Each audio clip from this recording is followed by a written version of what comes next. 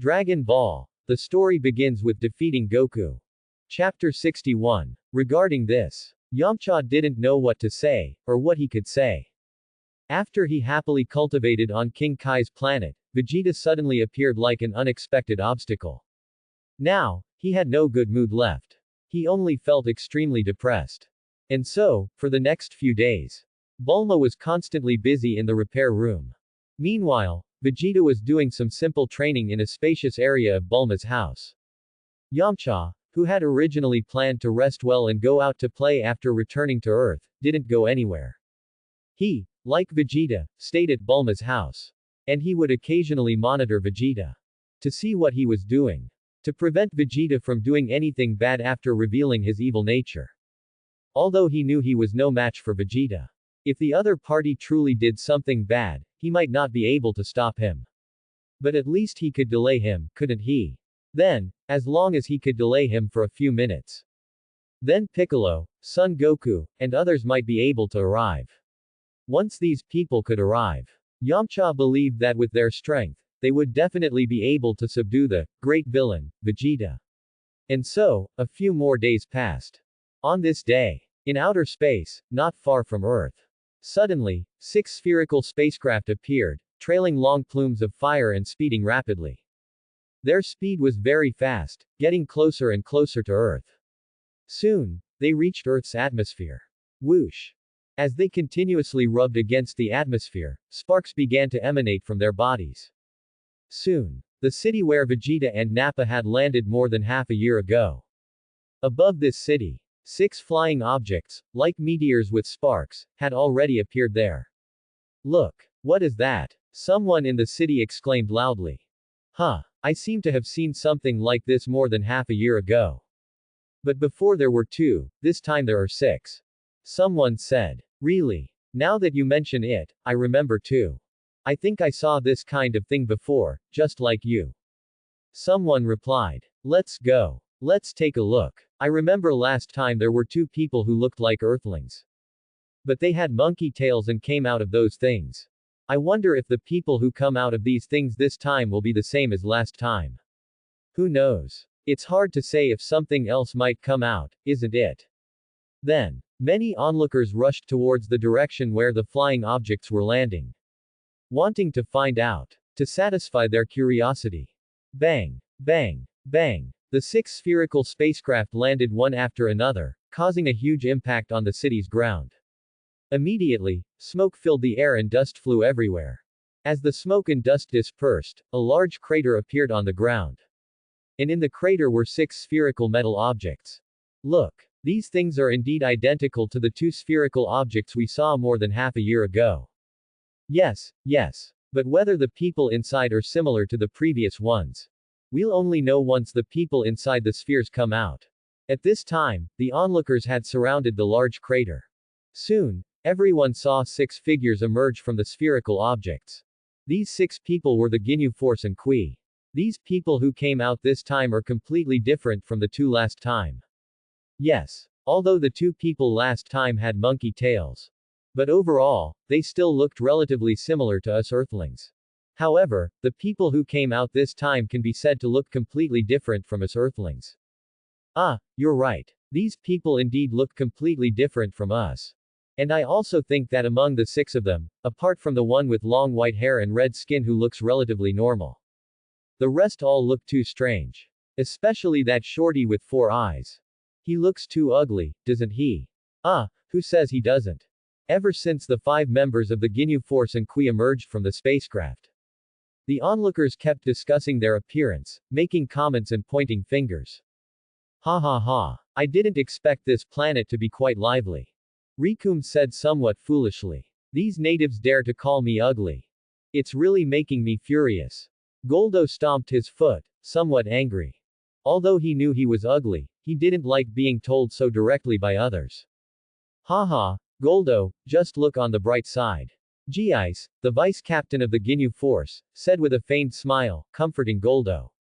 As the most handsome member of the Ginyu Force, he was least afraid of being pointed at and commented on his appearance by the local natives after arriving on every new planet. Captain Ginyu, there are so many people here. It's perfect for us to perform our entrance pose. Berter, known as the fastest man in the universe, said. Haha, indeed. But I wonder if these natives can be like Lord Frieza. So discerning and appreciative of our entrance poses. Captain Ginyu said with a mysteriously confident smile. After speaking, he turned his head and looked at Kui. And Kui was very quick-witted. Whoosh. He quickly flashed to the side, giving space to the esteemed members of the Ginyu force. Brothers, let's begin. Let these Earth natives have the honor of appreciating our entrance pose performance. Ginyu raised his right hand as a sign of encouragement. All right, Captain Ginyu. The other members echoed in unison. Overall, apart from Goldo, who was short, clumsy, and ugly. The other members of the Ginyu force were not angry about the Earthlings, onlookers pointing and commenting on their appearance. Because they didn't care much about it. What they cared about most was whether their entrance poses were cool and dashing. Soon. What's going on? Among these 6 people, the one with the catfish face suddenly flashed to the side. And the other 5 seemed to be preparing to do something. Under the curious gaze of the surrounding onlookers. The 5 members of the Ginyu force had quickly lined up side by side. Soon. The Ginyu force's exclusive entrance BGM began to play. As the BGM played, the 5 members began to perform their respective bizarre movements one after another. Swish. Rikum. Snap. Berter. Whoosh. G-Ice. Rustle. Goldo. Clang. Ginyu. All members assemble. Ginyu force. All 5 simultaneously struck bizarre poses. In this scene, Kui and the Earthling onlookers naturally witnessed it all. Clap. Clap. Clap. Seeing the 5 men's performance, Kui, who was standing nearby, kept clapping and cheering. Although he was constantly complaining internally at the moment. But in order to curry favor with the 5 masters of the Ginyu force, he naturally had to keep up appearances. And what about the Earthlings who were acting as spectators? They didn't know anything about the Ginyu force. They immediately began discussing among themselves without restraint. In just a moment earlier. The moment the 5 members of the Ginyu force and Kui landed on Earth. Their arrival immediately attracted the attention of Krillin and the other Dragon Ball Z warriors, as well as Vegeta, who were scattered across Earth. Came house. Krillin was originally lying leisurely on a deck chair, wearing Master Roshi's sunglasses and basking in the sun. But he was suddenly interrupted by several powerful, evil energies. He immediately jumped up from the chair. These several chi signatures are so evil. Krillin thought to himself. He was starting to break out in a cold sweat. Because he discovered that among these 6 evil energies, one of the energies was unimaginably powerful. Then there were 3 more powerful energies that, while significantly weaker than the first, were still not to be underestimated. Only the remaining 2 relatively weaker energies did Krillin feel he could handle with his current strength. Master Roshi, did you sense them too? Krillin asked, looking at Master Roshi who had walked up beside him. Yes. Master Roshi replied with a frown. Krillin, these evil guys who suddenly appeared out of nowhere definitely have malicious intentions coming to Earth. They are likely here to conquer Earth, just like the Saiyans before them. And judging by the intensity of the energies they are emitting, those guys will definitely not be easy to deal with. Piccolo, Goku, and Gohan went to planet Namek to cultivate and haven't returned yet.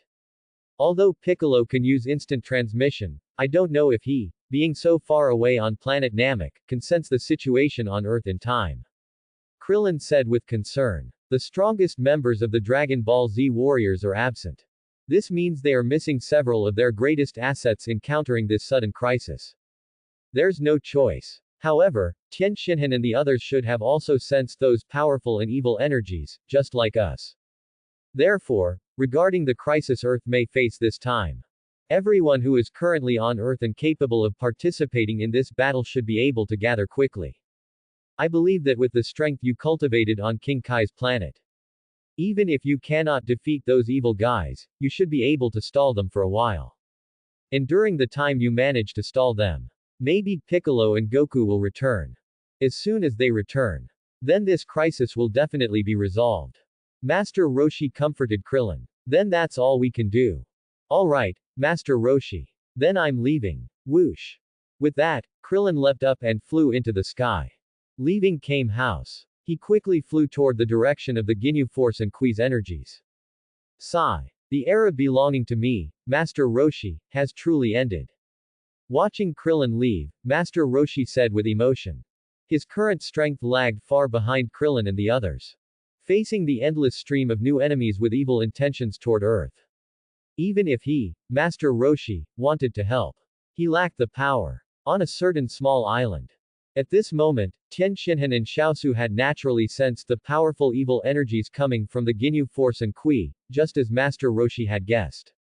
ATN. Xiaosu, whose strength had almost always been at the bottom among the Dragon Ball Z warriors, looked pale at this moment.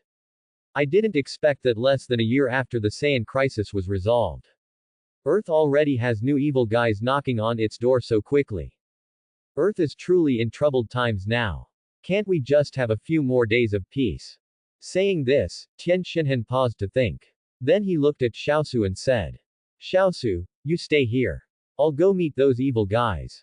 No. A-Tien. After more than a year of hard cultivation on King Kai's planet and the recent period on Earth. I want to go too. Although he was a little scared internally, he, who was always inseparable from Tien Shinhan, still wanted to face the new enemies together. All right then. Seeing Xiaosu's determination, Tien Shinhan could not object. Whoosh. Whoosh. Soon, they also flew toward the direction of the Ginyu Force and Kui. West City. Bulma's house. Bulma, this is bad. Following the Saiyan invasion of Earth. It seems Earth is about to face new enemies again. A new crisis is coming. I can feel that the masters of those energies are extremely evil. Those guys definitely mean trouble.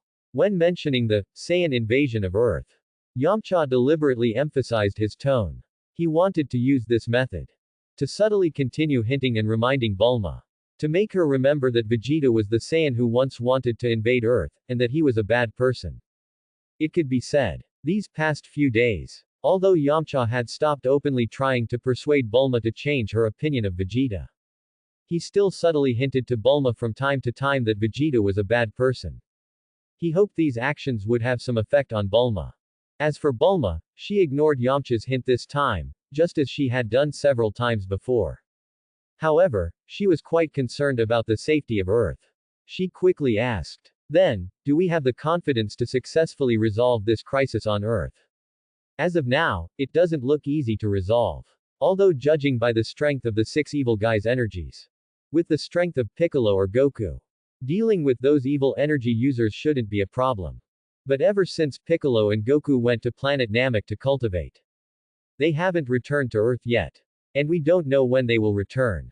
And I feel that the strength of Tien Shinhan, Krillin, and myself is not enough to handle those guys. So, if Piccolo and Goku don't return to Earth even by the end of this crisis. Saying this, Yamcha frowned and clenched his fist. He felt the situation was not optimistic. Hearing this, Bulma also frowned. However, she quickly seemed to think of something else. She suddenly asked again, what about Vegeta? Can his strength handle those bad guys? Vegeta's strength. Yamcha felt a little surprised by Bulma's question. He didn't understand why she would suddenly ask such a question when Earth was facing a crisis. In Yamcha's view, Vegeta's strength should have absolutely nothing to do with this crisis on Earth, right? Could it be that Bulma thinks a cold-blooded Saiyan like Vegeta would protect Earth? That was what he thought. But since Bulma had already asked, Yamcha thought for a moment before answering. With that guy's current strength, dealing with those evil aura guys should be no problem. Although he was extremely annoyed by Vegeta, this great villain who once wanted to invade Earth. Moreover, he felt that the other party would definitely continue to commit evil deeds later, perhaps even deeds that would threaten Earth. But he still had to admit Vegeta's power. Several days ago, Bulma had already repaired the gravity training room that Vegeta had blown up while cultivating. With the repair of the gravity training room complete, Vegeta immediately re-entered the room to continue his rigorous cultivation. And he, Yamcha, driven by curiosity and a certain masculine refusal to admit defeat. Just the day before yesterday, while Vegeta was eating and not cultivating, he also walked into the gravity training room to give it a try. Inside, he directly adjusted the gravity environment of the room to the gravity multiplier Vegeta routinely used when cultivating. As a result, the powerful gravity environment immediately pressed him down onto the floor, rendering him immobile. That level of gravity made him feel suffocatingly uncomfortable, as if he was about to die instantly. Finally, after a period of difficult crawling, he was barely able to turn off the gravity inside the room. Although he didn't die in the end. But that incident left him with lingering fears even now. It made him completely lose the idea of trying to cultivate using such a high gravity multiplier, like Vegeta. From that moment on, Yamcha thoroughly realized just how terrifyingly powerful Vegeta's strength truly was. Although Yamcha could previously judge that the opponent's strength was greater than his own by sensing the chi Vegeta emitted. But if he hadn't gone through that incident in the gravity chamber, he wouldn't have known that the gap between himself and Vegeta could be of such major achievement.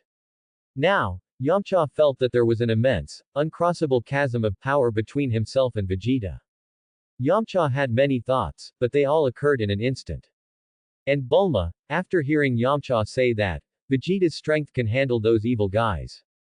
She smiled and said to Yamcha, "That's wonderful. Since Vegeta's strength can handle those evil guys. Then this time the crisis on Earth. Even if Piccolo and Goku and his son never return to Earth. But as long as Vegeta is here, with him handling those villains and protecting Earth, then this time the Earth crisis will definitely be resolved smoothly." As she said this, Bulma let out a sigh of relief. She was no longer worried about this crisis on Earth. "Bulma, are you still half asleep? Although that cold-blooded Saiyan Vegeta is indeed strong and has the power to deal with this enemy.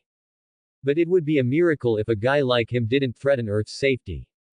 A great villain like him who once wanted to invade Earth. How could he possibly step up to defeat a powerful enemy and protect Earth?" Yamcha felt that Bulma was sinking deeper and deeper, having gone completely mad. She could even say something so fantastical as Vegeta protecting Earth. "You're the one who's half asleep. Vegeta clearly reformed long ago and turned over a new leaf. So why is it impossible for him to protect Earth? I think Yamcha, you are simply too prejudiced against him." Bulma immediately retorted. Hearing this, Yamcha didn't want to argue with her. After all, Earth was currently facing a crisis, and this was no time to quarrel. He then said, all right, Bulma. Arguing about this here is actually useless. Whether that cold-blooded animal Vegeta will choose to step up and protect Earth. We'll know in a little while. Let the facts speak for themselves. Yamcha paused and continued. Regardless of whether Vegeta chooses to step up and protect Earth in the end. But undoubtedly, I need to leave now. By sensing the chi, I found that Krillin and the others are already moving toward the location of those evil guys. I need to hurry and meet up with them. After speaking, Yamcha ignored Bulma. He quickly walked out of Bulma's house. Then he shot straight into the sky. He also flew rapidly toward the location of the Ginyu Force and Kui. Honestly. Bulma pouted her lips in response. After Yamcha left, she walked to where Vegeta's gravity training room was located. Vegeta was still inside the gravity training room and hadn't come out yet. This time's Earth crisis. Vegeta, you should step up to protect Earth, right? Staring at the closed door of the gravity training room, Bulma muttered. She didn't know why. Perhaps it was because of Yamcha's words just now. Or perhaps it was because Earth was currently facing a crisis, and Yamcha had already left her house and set off toward the location of the villains. But Vegeta still hadn't actively come out of the gravity training room. In this moment, Bulma's heart was somewhat wavering.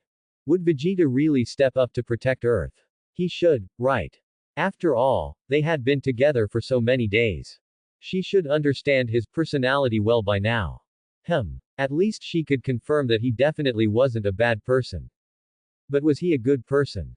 Bulma felt she couldn't say. But if Vegeta couldn't be counted as a good person, then why did she think Vegeta would step up to protect Earth? And just as Bulma was staring at the door of the gravity training room, lost in thought. Clang! The door of the gravity training room suddenly opened.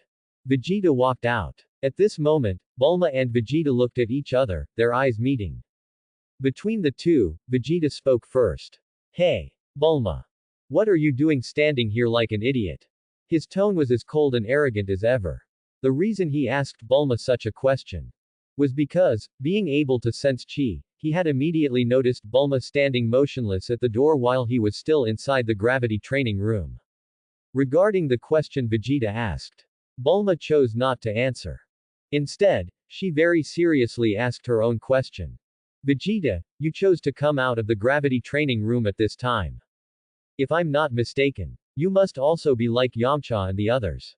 Preparing now to depart for the location where those villains currently are. And then protect Earth. Right. As she finished speaking, Bulma revealed her brilliant, flowery smile.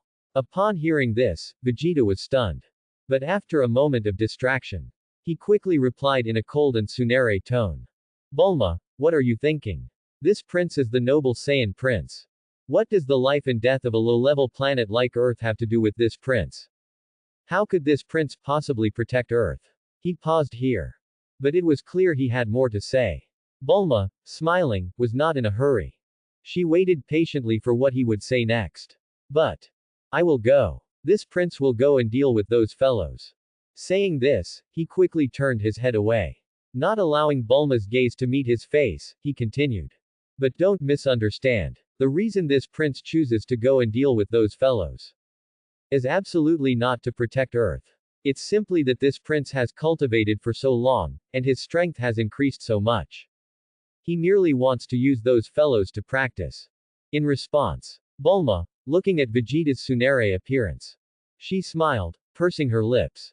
Alright, Vegeta. I won't misunderstand everything you, the Saiyan prince, said. This young misunderstands. Now hurry up and go. Bulma felt that she had not misjudged Vegeta. Although he was a bit tsundere. He was indeed still going to protect Earth. The facts proved that between her and Yamcha, she was the one who was right. HMPH. Hearing this, Vegeta snorted coldly. Then he stopped talking to Bulma. He left Bulma's house without looking back. Quickly flying towards the direction of the Ginyu Force and Qui. Whoosh, whoosh, whoosh. Vegeta sped through the air. His speed was very fast. Even if he left a little later, he wouldn't necessarily arrive much later than Yamcha and the others at the location of the Ginyu Force and Qui.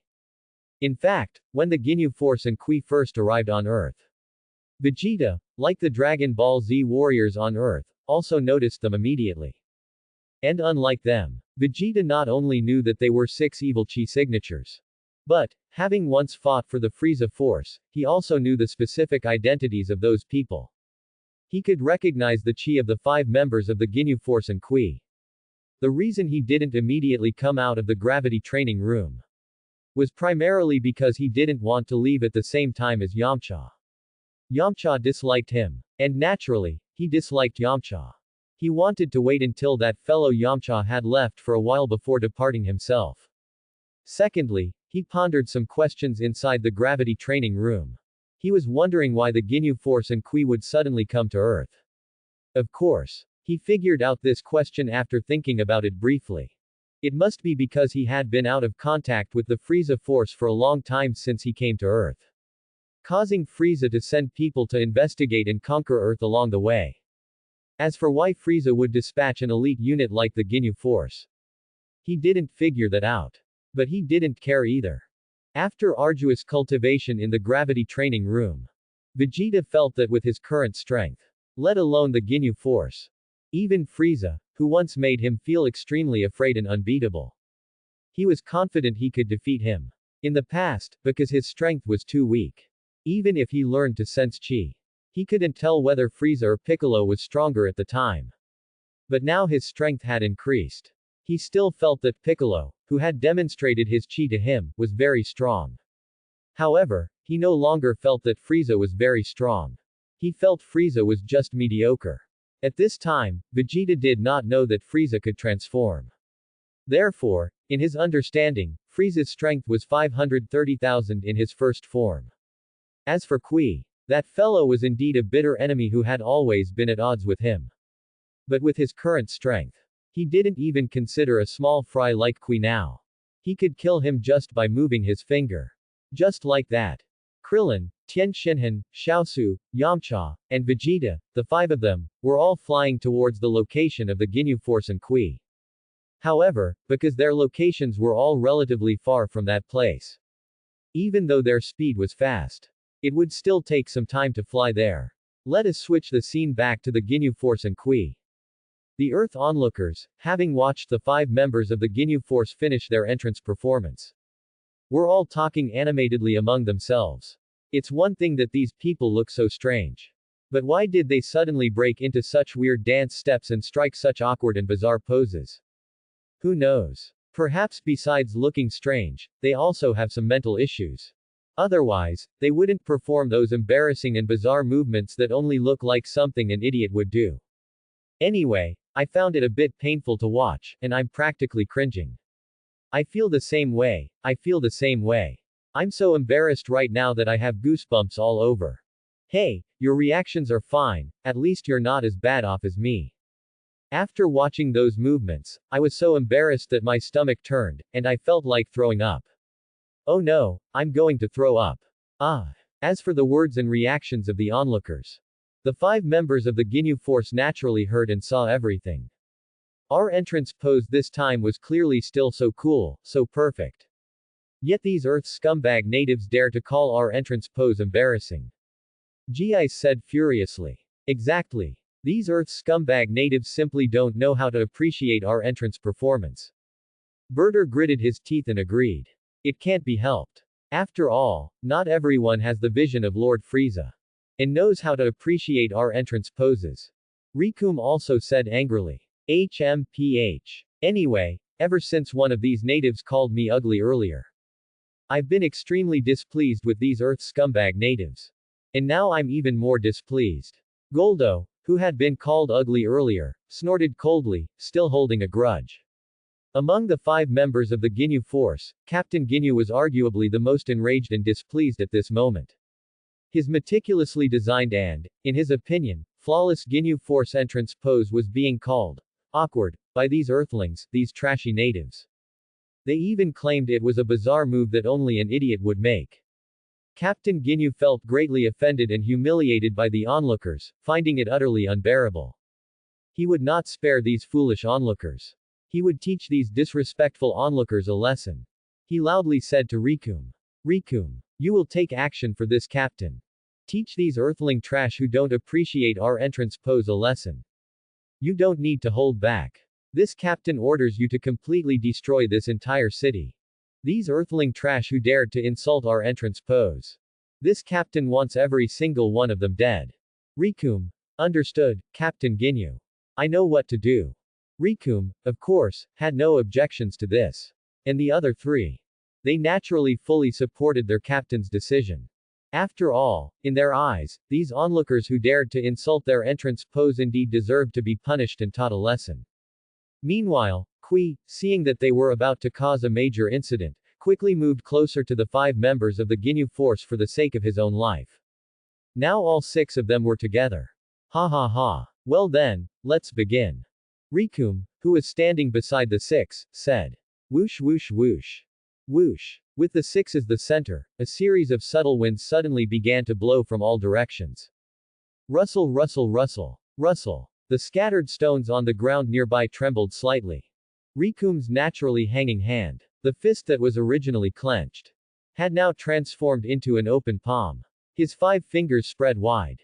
And a continuous stream of dangerous chi emanated from his body. His entire being exuded an extremely dangerous feeling. And as for the subtle changes in the surrounding environment, and the dangerous chi emanating from Rikum's body at this moment, the onlookers, who had been watching, had more or less noticed it.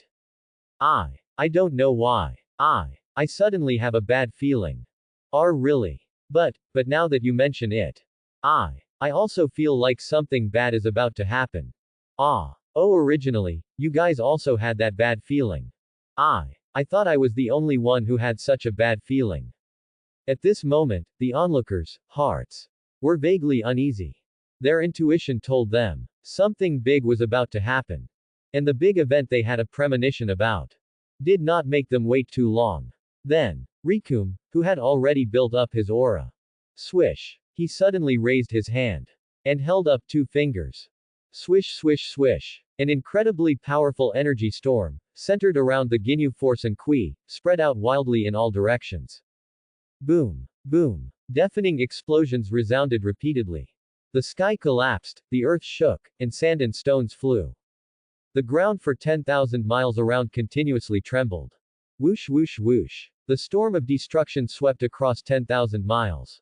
The sky above the city was cloudless for 10,000 miles. All the clouds had long since vanished without a trace.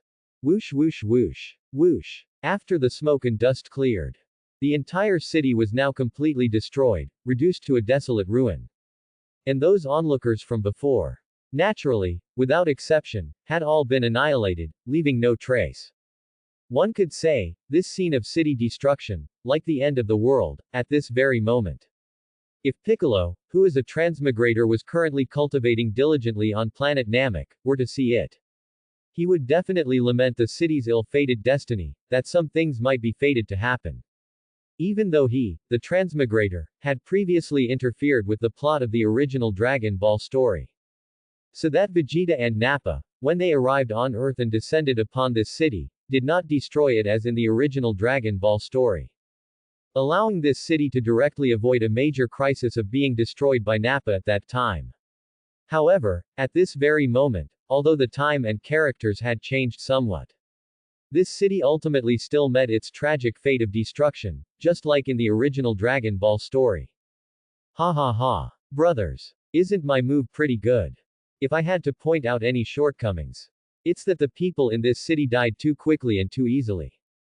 When they died, they didn't even feel a tiny bit of pain before they were annihilated without a trace. This is a bit too easy for these earthling trash. Rikum said proudly, hands on his hips. Looking at the vast, ruined wasteland that stretched as far as the eye could see, he was extremely satisfied with his masterpiece. Hey, hey, hey. Rikum. Although I just told you not to hold back, you were a bit too ruthless and forceful. That move of yours just now not only destroyed the city, but also completely flattened the environment for several hundred kilometers around the city as its center. You should know. Among the tasks Lord Frieza assigned us this time, conquering this Earth was also included. And if a planet is too severely damaged, then it loses its value for further conquest. Ginyu reprimanded him, though not too harshly. Haha, my apologies, Captain Ginyu. I really got too carried away just now. I accidentally used too much force and couldn't hold back, so I destroyed this area of Earth's environment to this extent. Haha, I promise I'll pay attention to the proper measure and control my strength next time. Rikum rubbed his head with a silly grin and laughed. But it doesn't matter anyway. After all, who told these foolish earthling trash natives not to appreciate, but instead dare to insult our perfect and cool entrance pose? I believe that after Lord Frieza knows about this, even if we severely damaged Earth and it can't be sold for a high price, he definitely won't blame us.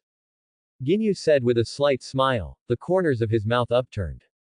After slaughtering the spectators who had mocked their entrance poses, Ginyu, feeling thoroughly satisfied, could now be said to have completely recovered his good mood.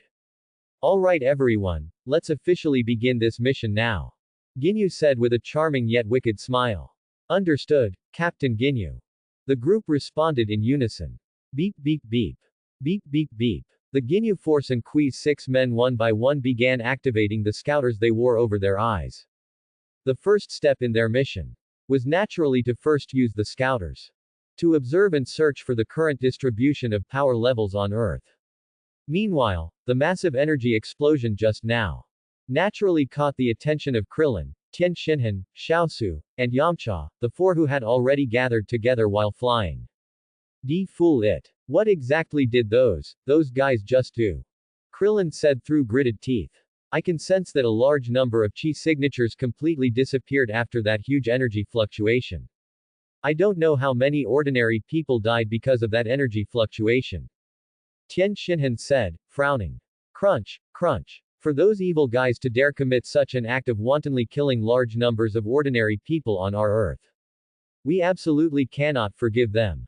Yamcha said angrily, clenching his fists. Xiaosu, who had the lowest power level among them, remained silent. The astonishing chi radiating from the energy fluctuation just now had turned his face pale, leaving him too frightened to speak. That reminds me, Yamcha. In the direction you flew from. Besides you, it seems there is another person also flying toward our destination. Krillin suddenly asked. Yes, Yamcha. I sensed that person's chi as well. Who is this? Tian Xinhan also asked, following Krillin. Regarding the fact that another person was currently flying toward their destination just like them. Yamcha had naturally noticed it too. Moreover, he had noticed it earlier than Krillin and the others. And he clearly knew that person was Vegeta. Of course, he neither knew nor could guess what Vegeta's current actions meant or what he planned to do next. However, there was one thing he felt certain about. That the opponent could not possibly be going to protect Earth.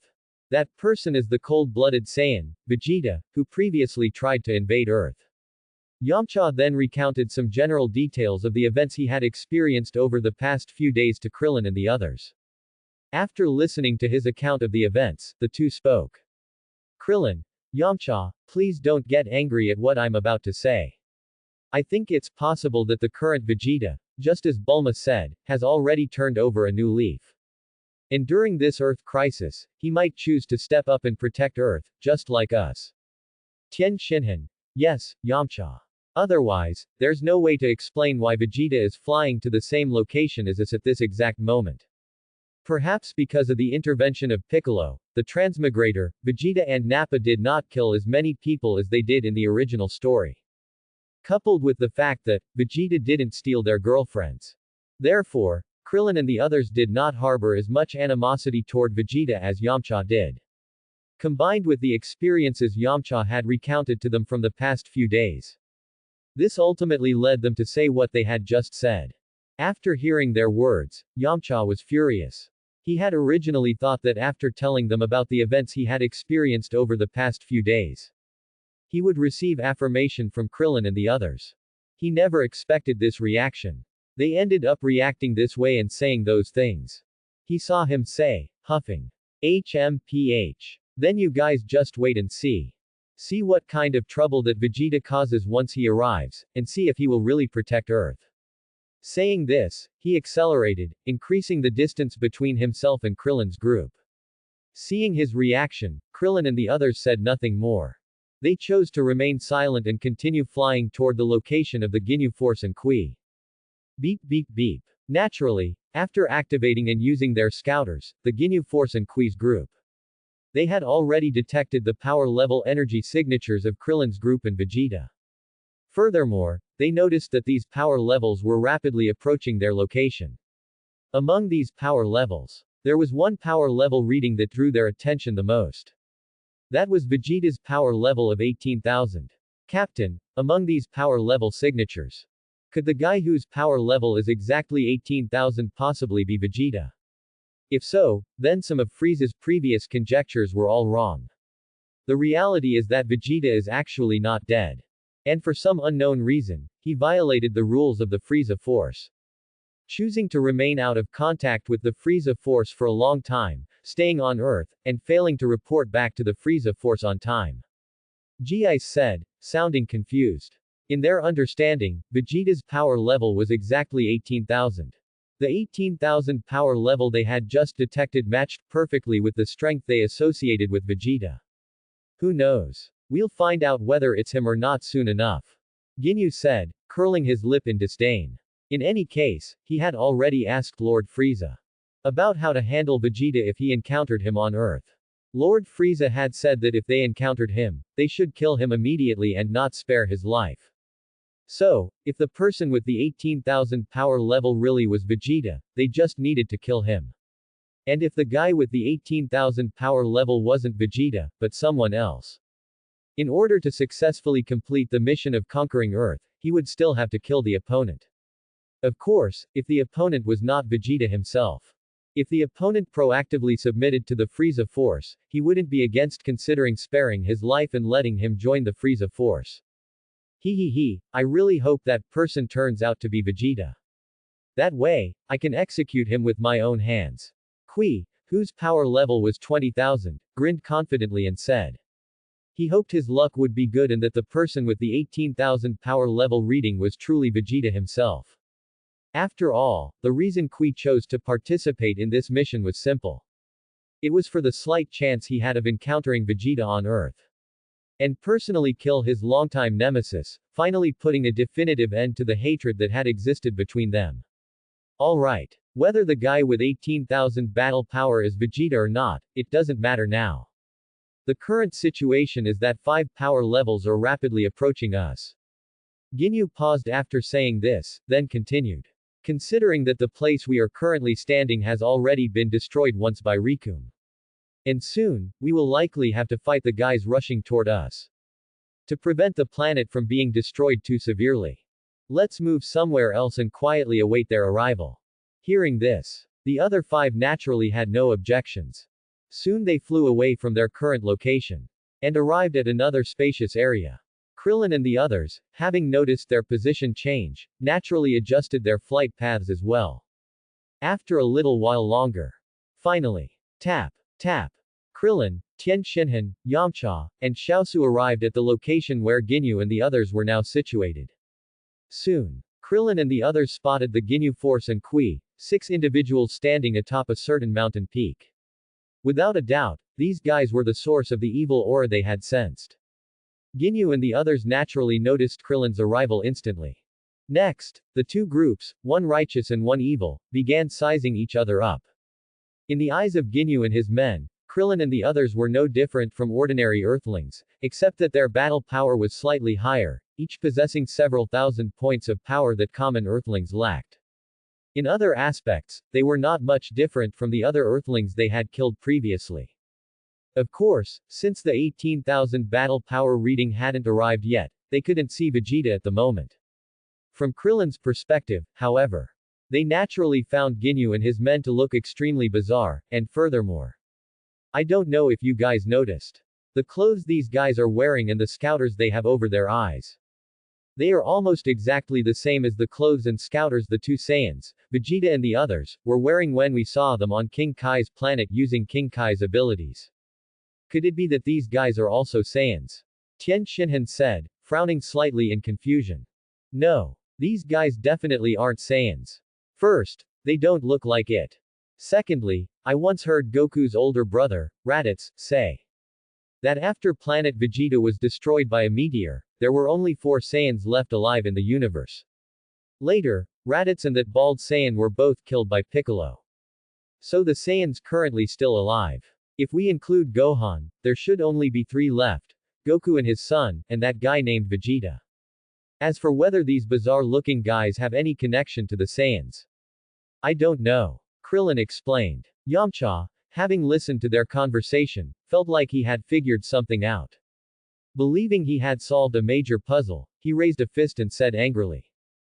Didn't you guys think before that we couldn't explain the problem of why Vegeta was flying toward the same location as us? I think I know why. That cold-blooded Saiyan, Vegeta, is definitely working with these evil guys. The reason he has the same destination as us is so that he can meet up with these evil guys once he gets here and conquer Earth with them.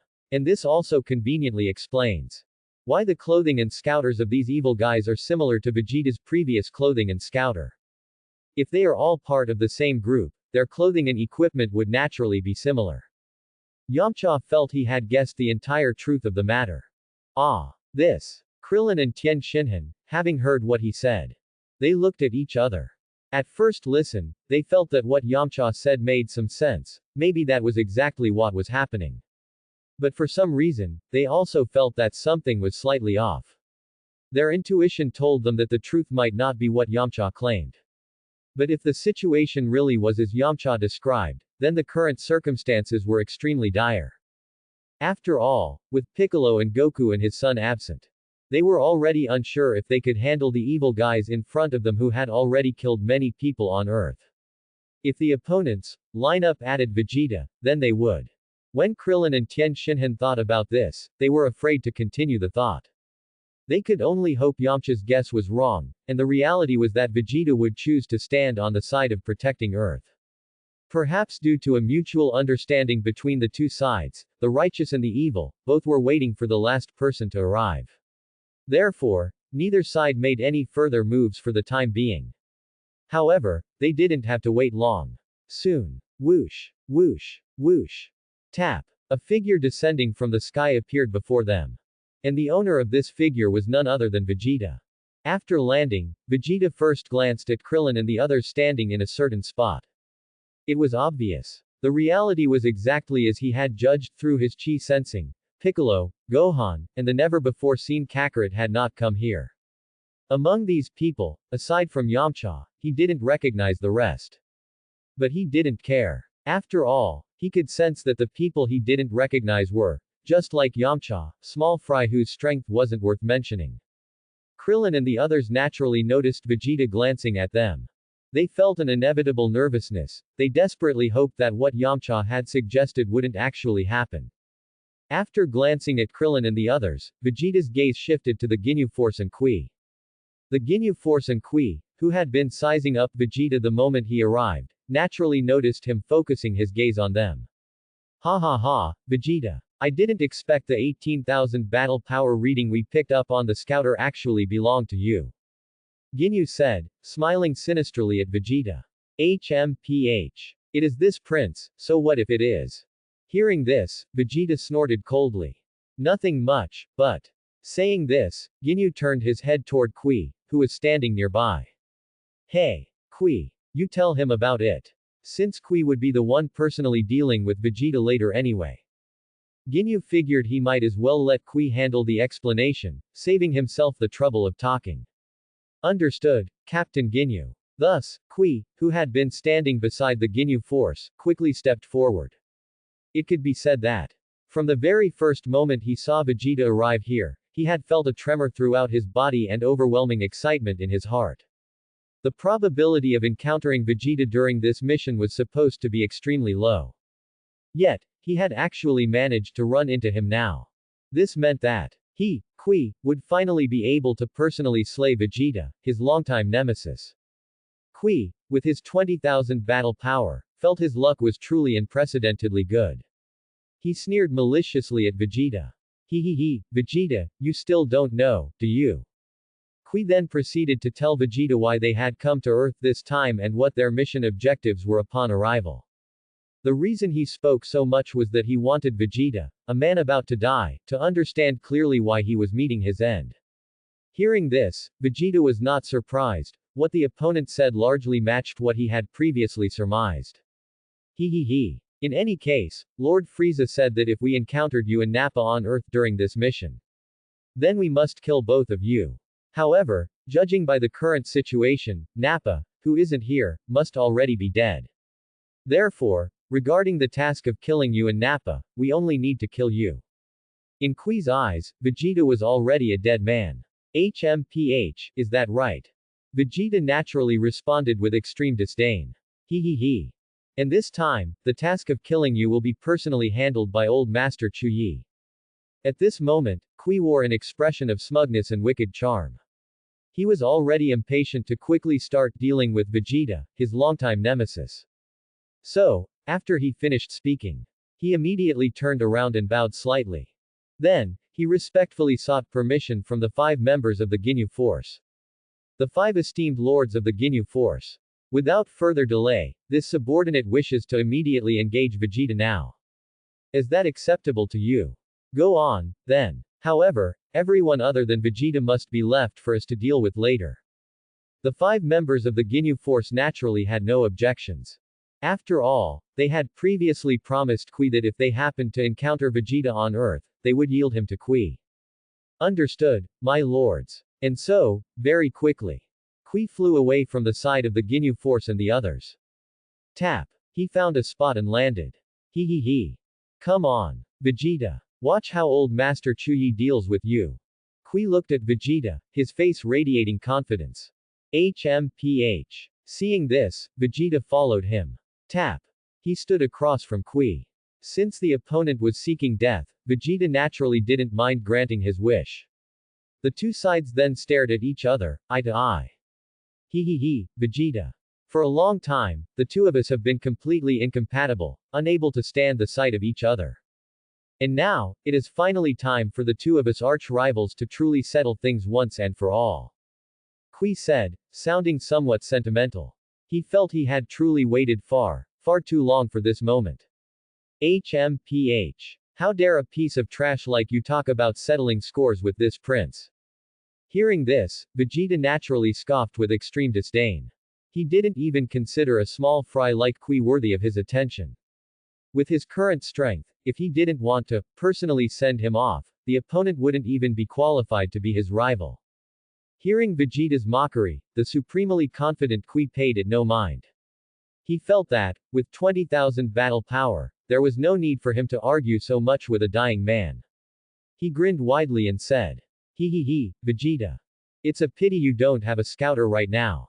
Otherwise, if you used a scouter and saw old Master Chuyi's current battle power level with your own eyes, you would definitely wet yourself in terror."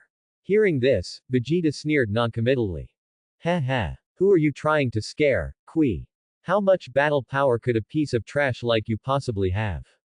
Hearing this, Kui grinned even more crookedly and smiled maliciously. He, Vegeta. It won't hurt to tell you. Old Master Chuyi's current battle power level is as high as over 20,000. While you, Vegeta, only have a pathetic 18,000 battle power. He. Hearing this, you must be scared now, right?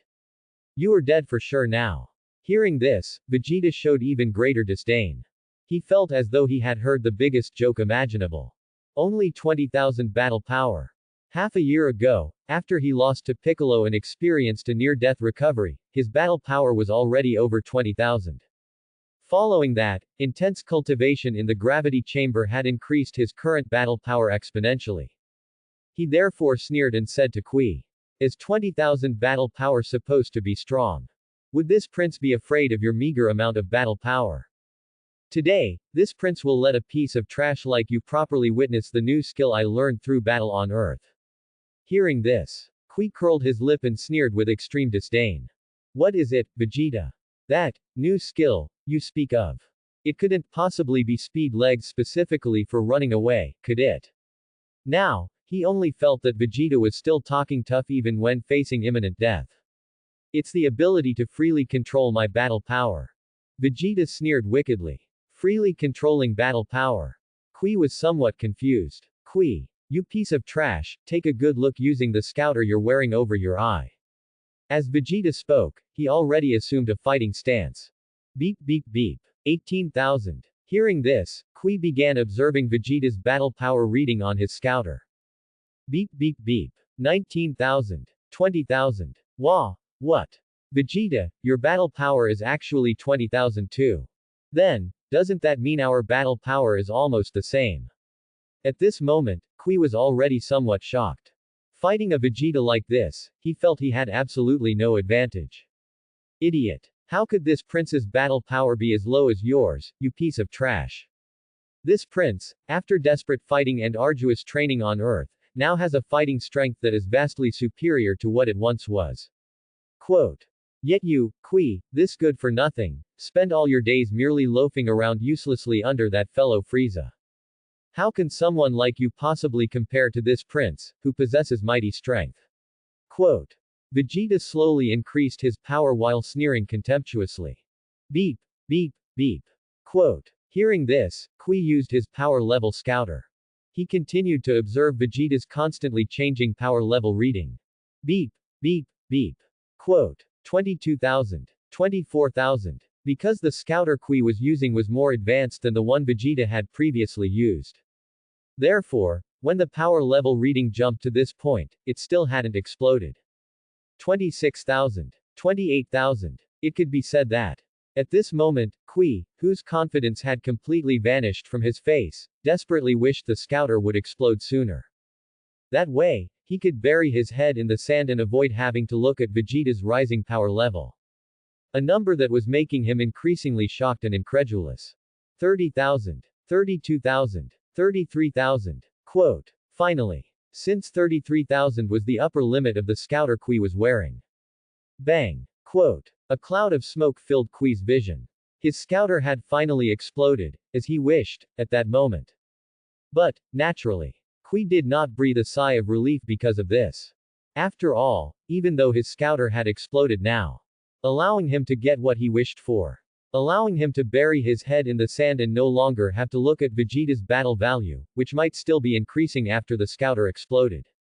But at this very moment, he, whose face was already filled with shock, could confirm that Vegeta's current power level was at least 33,000 points. And clearly, that power level of at least 33,000 was definitely not something he, Kui, could handle with his 20,000 fighting strength. His current strength was simply no match for Vegeta. Therefore, Kui, who was now so terrified that he was breaking out in a cold sweat, naturally thought of asking for help. So, taking advantage of the moment before Vegeta formally began his attack on him, he hurriedly and nervously turned around, addressing the 5 members of the Ginyu Force with a trembling plea for help. Ginyu Force, my 5 lords. Why you should all have seen it with your scouters too. Vegeta's power level is far too high for this little one. I cannot possibly be his opponent. So, regarding dealing with Vegeta. Could you possibly take over instead? I wish to retreat. In Kui's view, there was no reason why the 5 members of the Ginyu Force should disagree with such a request, right? Facing Kui's plea for help, Ginyu, representing the 5 of them, said with a smile. Actually, having the Ginyu Force personally step in to deal with Vegeta isn't impossible. But, hearing this, hope ignited in Kui's heart. In his opinion, as long as the Ginyu Force was willing to step in now and deal with Vegeta on his behalf, even if Vegeta's power level had already reached 33,000 points or more, he believed that with the mighty strength of the Ginyu Force, they could certainly kill him easily. And he might even have a chance to gloat at Vegeta before he died.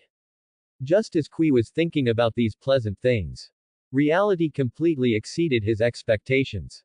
Ginyu smiled, his lips curling slightly, and said, but since the Ginyu Force already promised you earlier that we would leave Vegeta for you, Kui, to handle, how could the Ginyu Force casually go back on something we've already promised you? Breaking one's word is certainly not the style of the magnificent Ginyu Force. Therefore, before the outcome of this life or death battle between you and Vegeta is decided, we will not choose to step in and deal with Vegeta. So Kui, the matter of dealing with Vegeta remains your responsibility for now. How could you act like this, my lords? Hearing this, Kui felt as if he had been struck by lightning, and he spoke with an unavoidable tone of dissatisfaction. This is how we are. Does a fellow like you intend to teach the Ginyu Force how to conduct business? Ginyu coldly snorted in response to Kui's dissatisfaction. The Ginyu Force has its own unique way of doing things. It could be said that besides King Frieza, absolutely no one can make them operate in a manner outside of their own style. And what exactly was Kui anyway? Very well, this little one understands. Hearing this, Kui naturally dared not say anything further. He felt as if a basin of cold water had been thrown over his head, leaving his heart utterly chilled. Although he had known for a long time that the weirdos of the Ginyu Force were extremely unreliable, he never expected them to be this unreliable. In his view, talk of keeping promises was just utter nonsense. I'm about to die, and you're still standing there talking about integrity and trustworthiness. Kui now felt that what the bystanders killed by the Ginyu Force had said earlier was correct. These members of the Ginyu Force were simply mentally deficient. However, it was clear that continuing to complain and curse them now was useless. Since these idiotic fellows in the Ginyu Force were unwilling to save him, he could only try to find another way to save himself. As for Kui's attempt to request the Ginyu Force replace him as Vegeta's opponent, Vegeta, who had already displayed a small fraction of his fighting strength and stopped increasing his power, saw it all. Naturally, he was completely unconcerned. After all, regardless of whether the Ginyu Force agreed to Kui's request for a replacement to fight him, or, regardless of whether the Ginyu Force or Kui was responsible for attacking him, none of them would be his match anyway. However, when he saw the agonizing expression on Kui's face, like he had just lost his parents, after the 5 members of the Ginyu Force rejected his request, it still made him feel a little amused. He thought the other party looked utterly ridiculous at that moment. He gave a sinister sneer toward Kui, who was desperately trying to figure out a way to save himself. Ha ha ha. Kui, do you know something? Your current ridiculous and laughable appearance. In the eyes of this prince, you look like a petty clown who is still frantically jumping around, desperately struggling to survive even at death's door. At the same time, seeing you like this makes this prince feel utterly disgusted. As he said this, Vegeta's face was completely cold and ruthless. So, if you have any other tricks or techniques you haven't used yet, hurry up and show them all. If you don't, then you can go die now for this prince. Saying this, Vegeta prepared to make his move. Seeing this, Kui, who was still frantically trying to think of a way to save himself, trembled violently. It could be said, his 20,000 battle power, which he had once been so proud of, was already his greatest reliance. Other than that, what other tricks could Kui possibly have? Therefore, it was obvious. Facing Vegeta now, in terms of strength, he had long since run out of options. Just a moment before Vegeta was about to strike. Perhaps driven by the instinct for survival. A sudden flash of inspiration struck Kui's mind. Thinking quickly, he finally came up with a scheme. Facing Vegeta, who was about to attack, Kui frantically waved his hands and quickly said, "Wait, Vegeta. Don't attack yet. I still have something to say to you." Hearing this, Vegeta chose to temporarily halt his movement. His own immensely powerful strength made him extremely confident and assured. He wasn't worried at all about Kui pulling any stunts. He was curious to see what else the opponent's repulsive, catfish, mouth could spew out, even facing death. He looked at the other party with a playful, mocking expression and sneered. HMPH, Kui. Do you have some other hidden move you want to use? Or perhaps you have some last words you wish to leave? Kui quickly shook his head. And neither of those. Vegeta, what I want to say isn't about that. He quickly waved his hand again. Neither. Then aren't you just wasting this prince's time? Vegeta said coldly. As he spoke, he made a motion indicating he was ready to attack again. Seeing this, Kui hurriedly explained. Vegeta, don't be hasty. Please listen to me carefully. Actually, there's no need for you and me to fight to the death. On the contrary, perhaps we could cooperate. Reaching this point, Kui, seeing that he had temporarily stabilized Vegeta, paused. Gulp. Then he swallowed and continued. Actually, I, like you, Vegeta, have long been dissatisfied with King Frieza. No, I've been unhappy and displeased with Frieza for a long time. So this time, if you are willing, Vegeta, I can leave the Frieza force. And then, together with you and those Earthlings nearby, we can unite to deal with the Ginyu force. Although my strength is far inferior to yours, Vegeta. But I'm still stronger than those Earthlings standing by, right? I believe that with my help, your chances of defeating the Ginyu force will increase, even if only slightly. Hearing this, Vegeta, who had his arms crossed over his chest, curled his lip in disdain and sneered. Kui, do you really think this prince would believe such a pathetic lie? Besides, dealing with the Ginyu force, this prince is enough to handle them alone. I absolutely do not need your help, or the help of those Earthlings. Hearing this, Kui grinned, clenched his fists, and laughed sinisterly. And no, that's not it. Please believe me, Vegeta. And with my help, your chances of winning will definitely be greater. As he spoke, Kui felt that his scheme was halfway complete. He could sense that Vegeta's attention had been slightly diverted by what he had just said. Now was the time for him to play his trump card. Isn't that Lord Beerus, the god of destruction? Kui suddenly snapped his head around, pointed in a certain direction, and cried out loudly in surprise. Wah! What? Hearing this trump card news, Vegeta also quickly turned his head to look in the direction Kui was pointing. But clearly, that direction was completely empty. There was no sign of the god of destruction Beerus anywhere. Naturally, Vegeta saw absolutely nothing. As for Kui, his objective had already been achieved. Vegeta. You really are an idiot, you fell for it. Kui laughed maniacally with a ferocious expression. While laughing, he extended his hand and violently unleashed a powerful energy wave toward Vegeta, who was still turned away. Whoosh whoosh whoosh. The energy wave, carrying terrifying power and a sound that tore through the air, shot straight toward Vegeta. As for the opportunity he had managed to create with great difficulty, Kui naturally wouldn't settle for just firing a single blast. He desperately and frantically fired continuous waves toward Vegeta's location. He was using the prince's fighting style to deal with Vegeta, the Saiyan prince.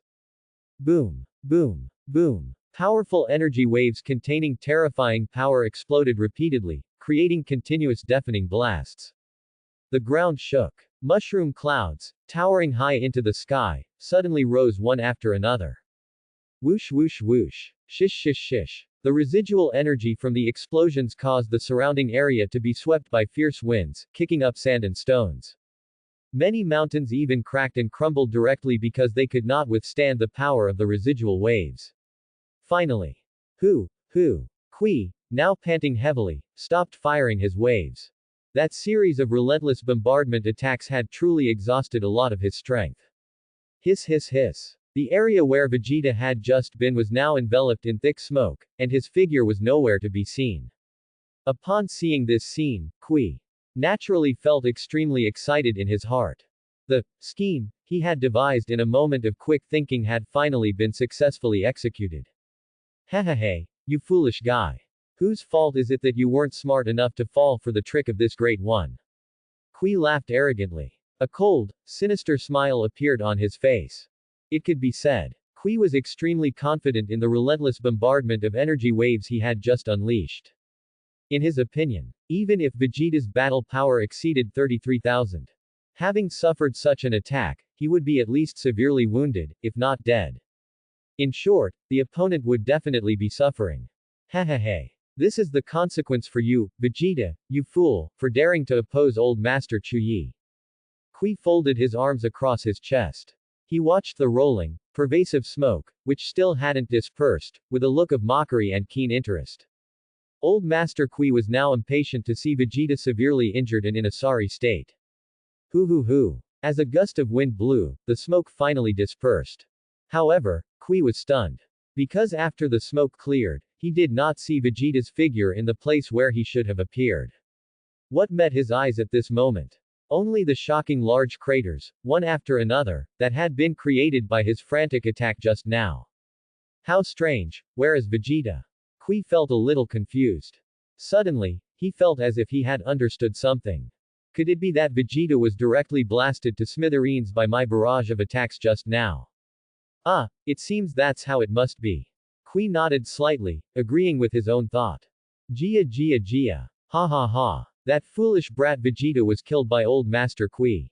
Then, Kui, who was now looking smug, began to laugh wildly. He felt that he was truly too clever, too amazing. Kui, had used a scheme to defeat that fool Vegeta, winning against a stronger opponent. At this moment, Kui was completely a picture of a petty person getting his way.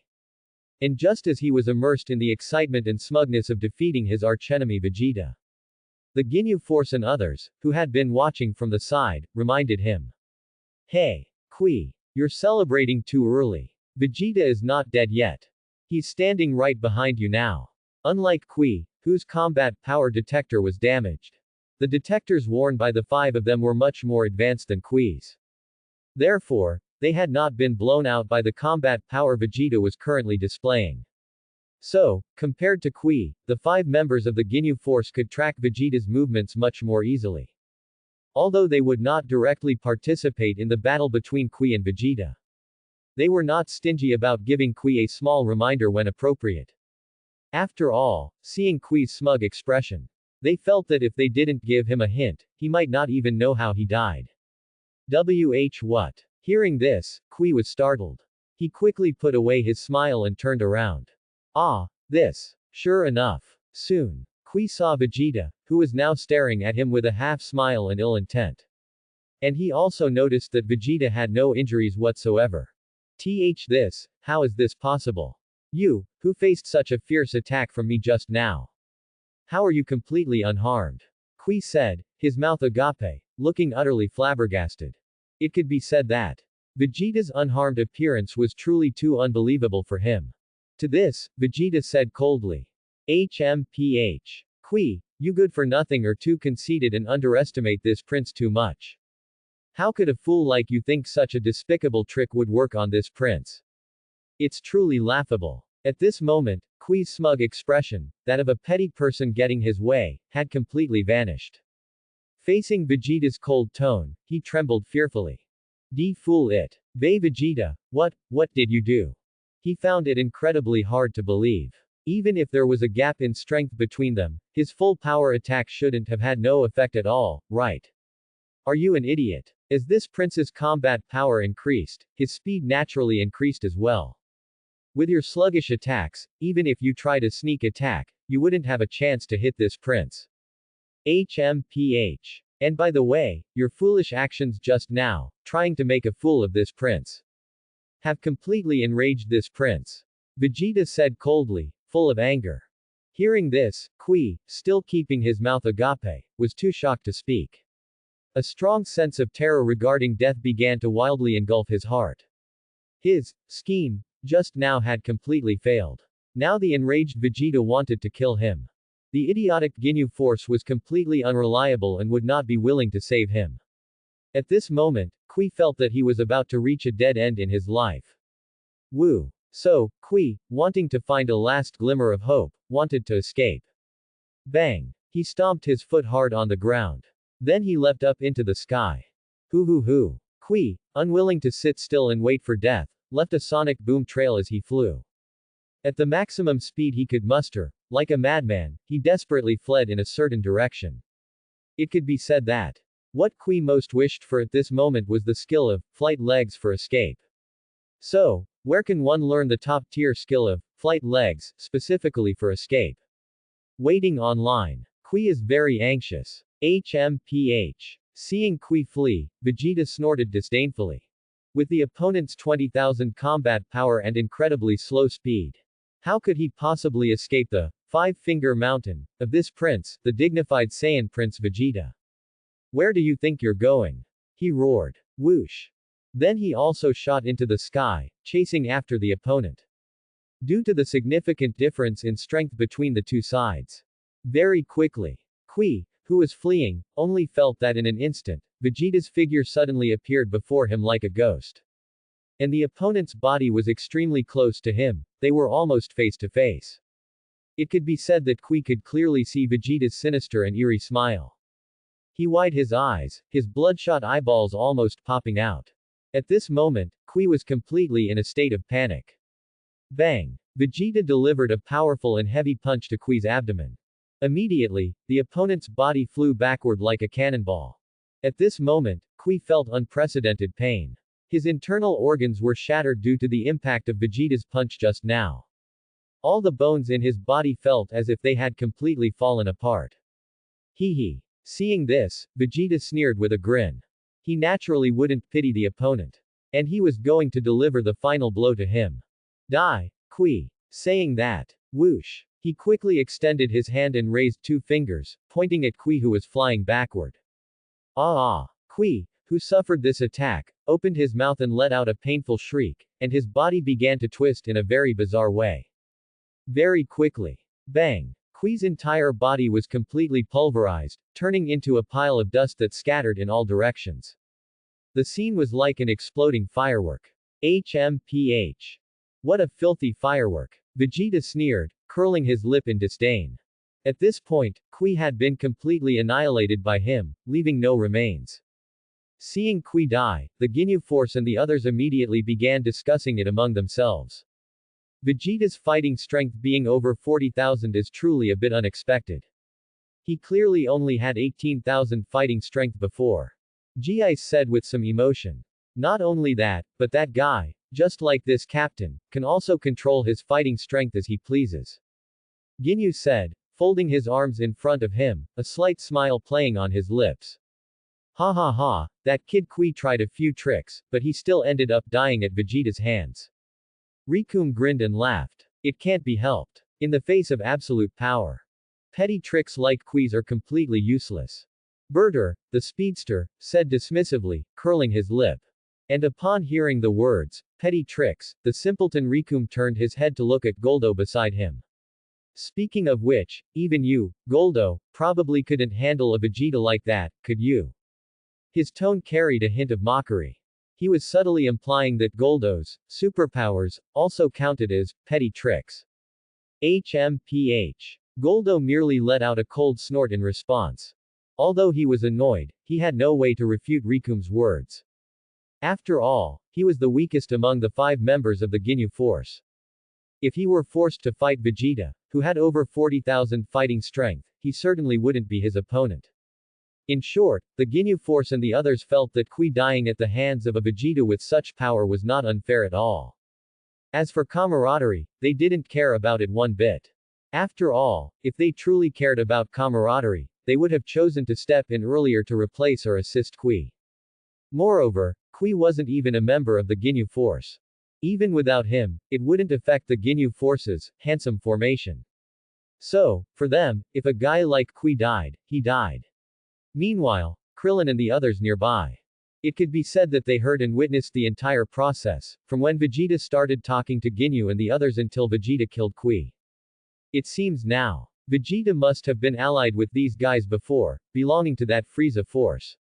But it's obvious he no longer is. And judging by the fact that Vegeta has already killed one of their people, that guy Vegeta's purpose for coming here this time is likely similar to ours. In any case, he must intend to deal with these guys who pose a threat to Earth. Krillin said, turning his head to look at Yamcha and continuing. So, Yamcha, your previous guess was wrong. Hearing this, Yamcha snorted coldly. HMPH. Even if my guess was wrong.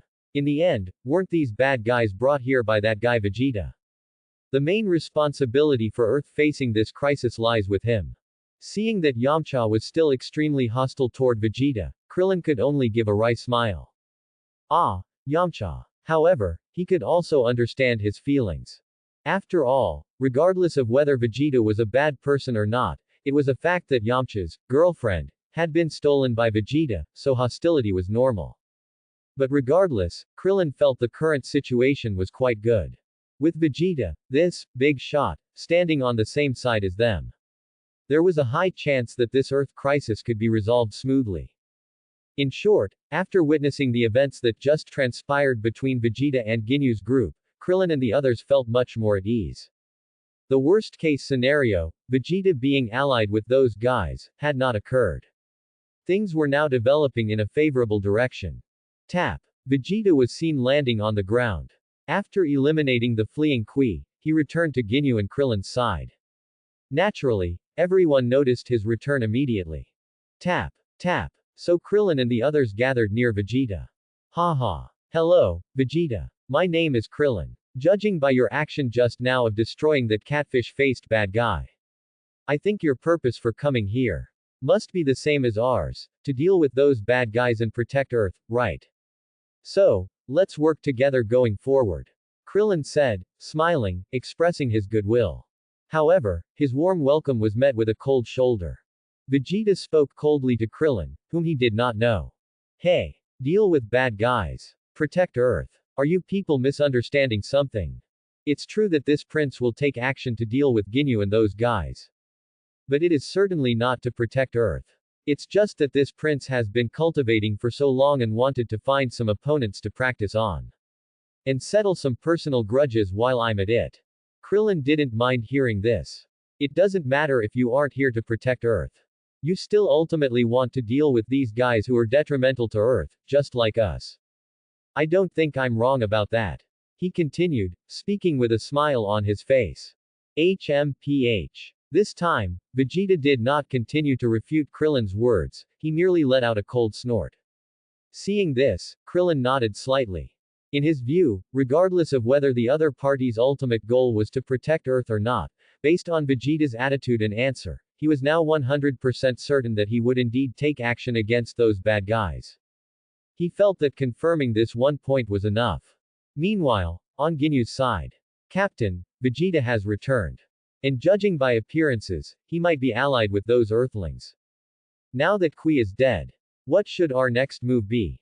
Deputy Captain Gice asked. Simple. Naturally, we will personally deal with them next. He. It's been a long time since we've gotten any exercise. Let's go and practice on them, Ginyu said with baffling confidence. Understood, Captain. Gice and the other three answered in unison. Naturally, they had no objections to this. Although the strength Vegeta displayed just now was somewhat unexpected, in their view, he still posed no threat to them. Following this, the Ginyu force and the others left their current location. Soon. Tap. They arrived at a position relatively closer to Krillin's group. Krillin and the others naturally noticed their actions. Rustle. Krillin and the others quickly adjusted their stances. They then looked toward the 5 members of the Ginyu Force standing opposite them. Just like that, both sides began staring at each other. He, Vegeta. Although Kui was dealt with by you, that only counts as an appetizer. The real game is about to begin now. Ginyu said with a charmingly evil smile. Ha ha ha, the game our captain is talking about. It actually means giving you all a good lesson and showing off the might of the Ginyu Force. G-Ice interjected from the side. G-Ice, shut up. You are stating the obvious. Ginyu said with a smile, reprimanding him. HMPH. You bunch of reckless fools are truly arrogant. Vegeta said disdainfully, folding his arms. Although Krillin and the others did not speak. The icy expressions on their faces at this moment clearly conveyed their deep hostility towards the Ginyu Force members. Oh, Captain. For this game, how should we distribute Vegeta and the others?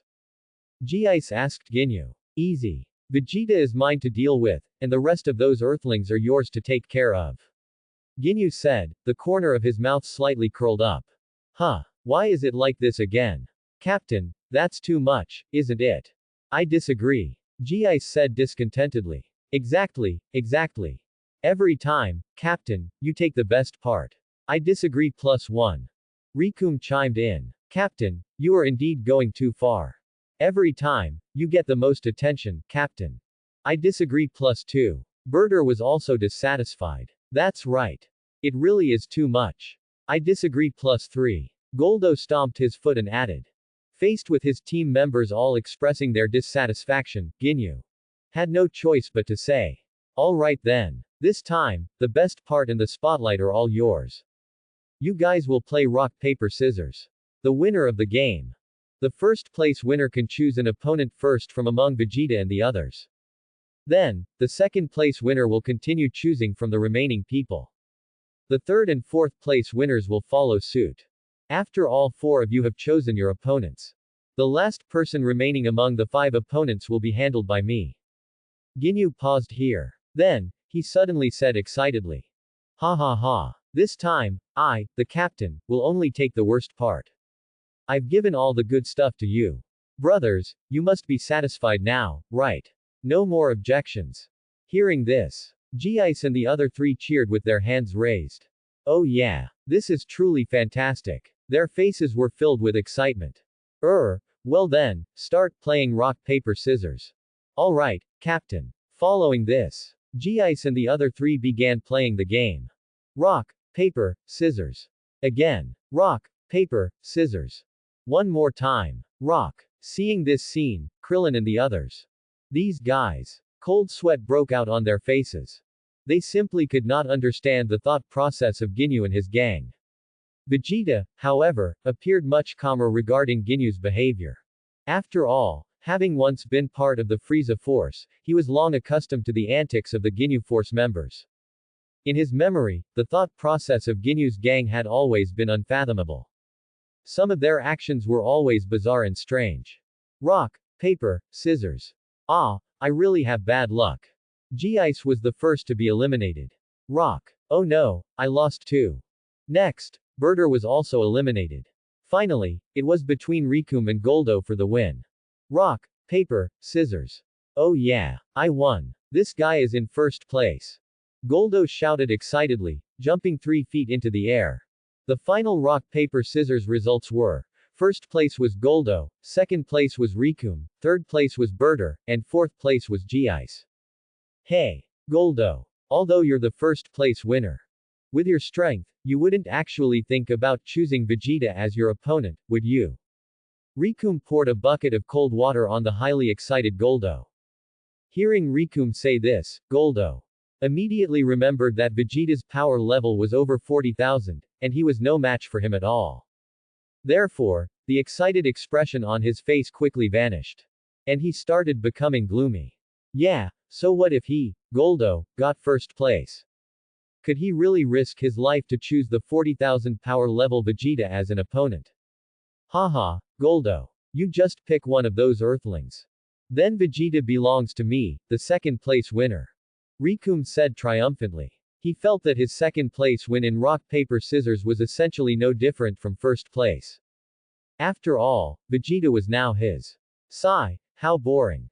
Goldo sighed. Although helpless, whose fault was it that his strength was no match for Vegeta's? So he had no choice but to accept reality and began picking an opponent from Krillin and the others. Soon, he made his choice. I choose the long-haired Earthling with a few scars on his face as my opponent. Goldo pointed at Yamcha and shouted loudly. Seeing this. Ha ha ha. Very well. Then, let the game officially begin now. Ginyu announced with a smile. Haha, hurry up, Goldo. Quickly take down the opponent you chose. Then it will be my turn, Rikum, to step out and deal with Vegeta. Rikum urged him with a laugh. HMPH. I don't know why. But I feel like a sanitation worker cleaning up trash right now. Goldo said glumly while stepping forward. In his eyes at this moment, these Earthlings were no different from garbage. Him taking care of the Earthlings was just like a cleaner sweeping up trash. Soon, Goldo, who had already stepped out alone, said to Yamcha. Hey, long-haired Earthling with scars on your face. You must have heard just now. I said I was choosing you as my opponent. So hurry up and come out. Hearing this, Yamcha prepared to step out and accept the challenge. In the view of Yamcha, who was unaware that Goldo possessed psychic abilities. If the opponent had sent out anyone else, it would likely be difficult for him to match their strength. But if the opponent was just this ugly little midget with 4 eyes, he felt that he should be able to handle him easily with his own strength. Therefore, facing the challenge, Yamcha felt he had no reason to refuse. If the opponent wanted a fight, then he would fight him. What's more? Moreover, Yamcha had just heard that 4-eyed, ugly brat mockingly compare himself to a sanitation worker cleaning up trash. He was equating them, the people of Earth, with garbage. Therefore, he had to let the opponent properly witness the might of the people of Earth. He needed to make the opponent realize that he himself was the real trash. Soon. Clack. Yamcha stepped forward. He and Goldo stood facing each other, separated by a short distance. Yamcha, you can do it. This guy is nothing special. Let him see the power of his people of Earth. Krillin and the others cheered him on. Their judgment was similar to Yamcha's own thoughts. Unaware that Goldo possessed psychic abilities, they all believed Yamcha should be able to defeat him easily. Heh heh. You think this master here is nothing special?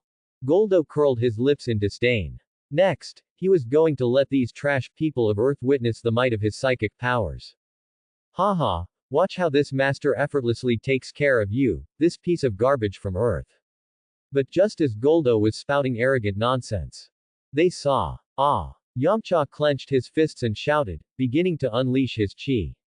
Immediately. Swoosh swoosh swoosh. His body emanated a strong, white chi aura. Goldo was slightly surprised. The scouters over Ginyu and the others' eyes also emitted a beep beep beep sound. Yamcha's battle power had already exceeded 15,000. Bang! Yamcha, having raised his base power to its maximum, stomped hard on the ground. Immediately, his body shot out, punching straight towards Goldo. Goldo activated his psychic ability, Time Stop. Whoosh! After stopping time, he hastily moved away from his original position. Whoosh! Yamcha's punch hit nothing but air. He was slightly surprised at how the opponent had suddenly vanished.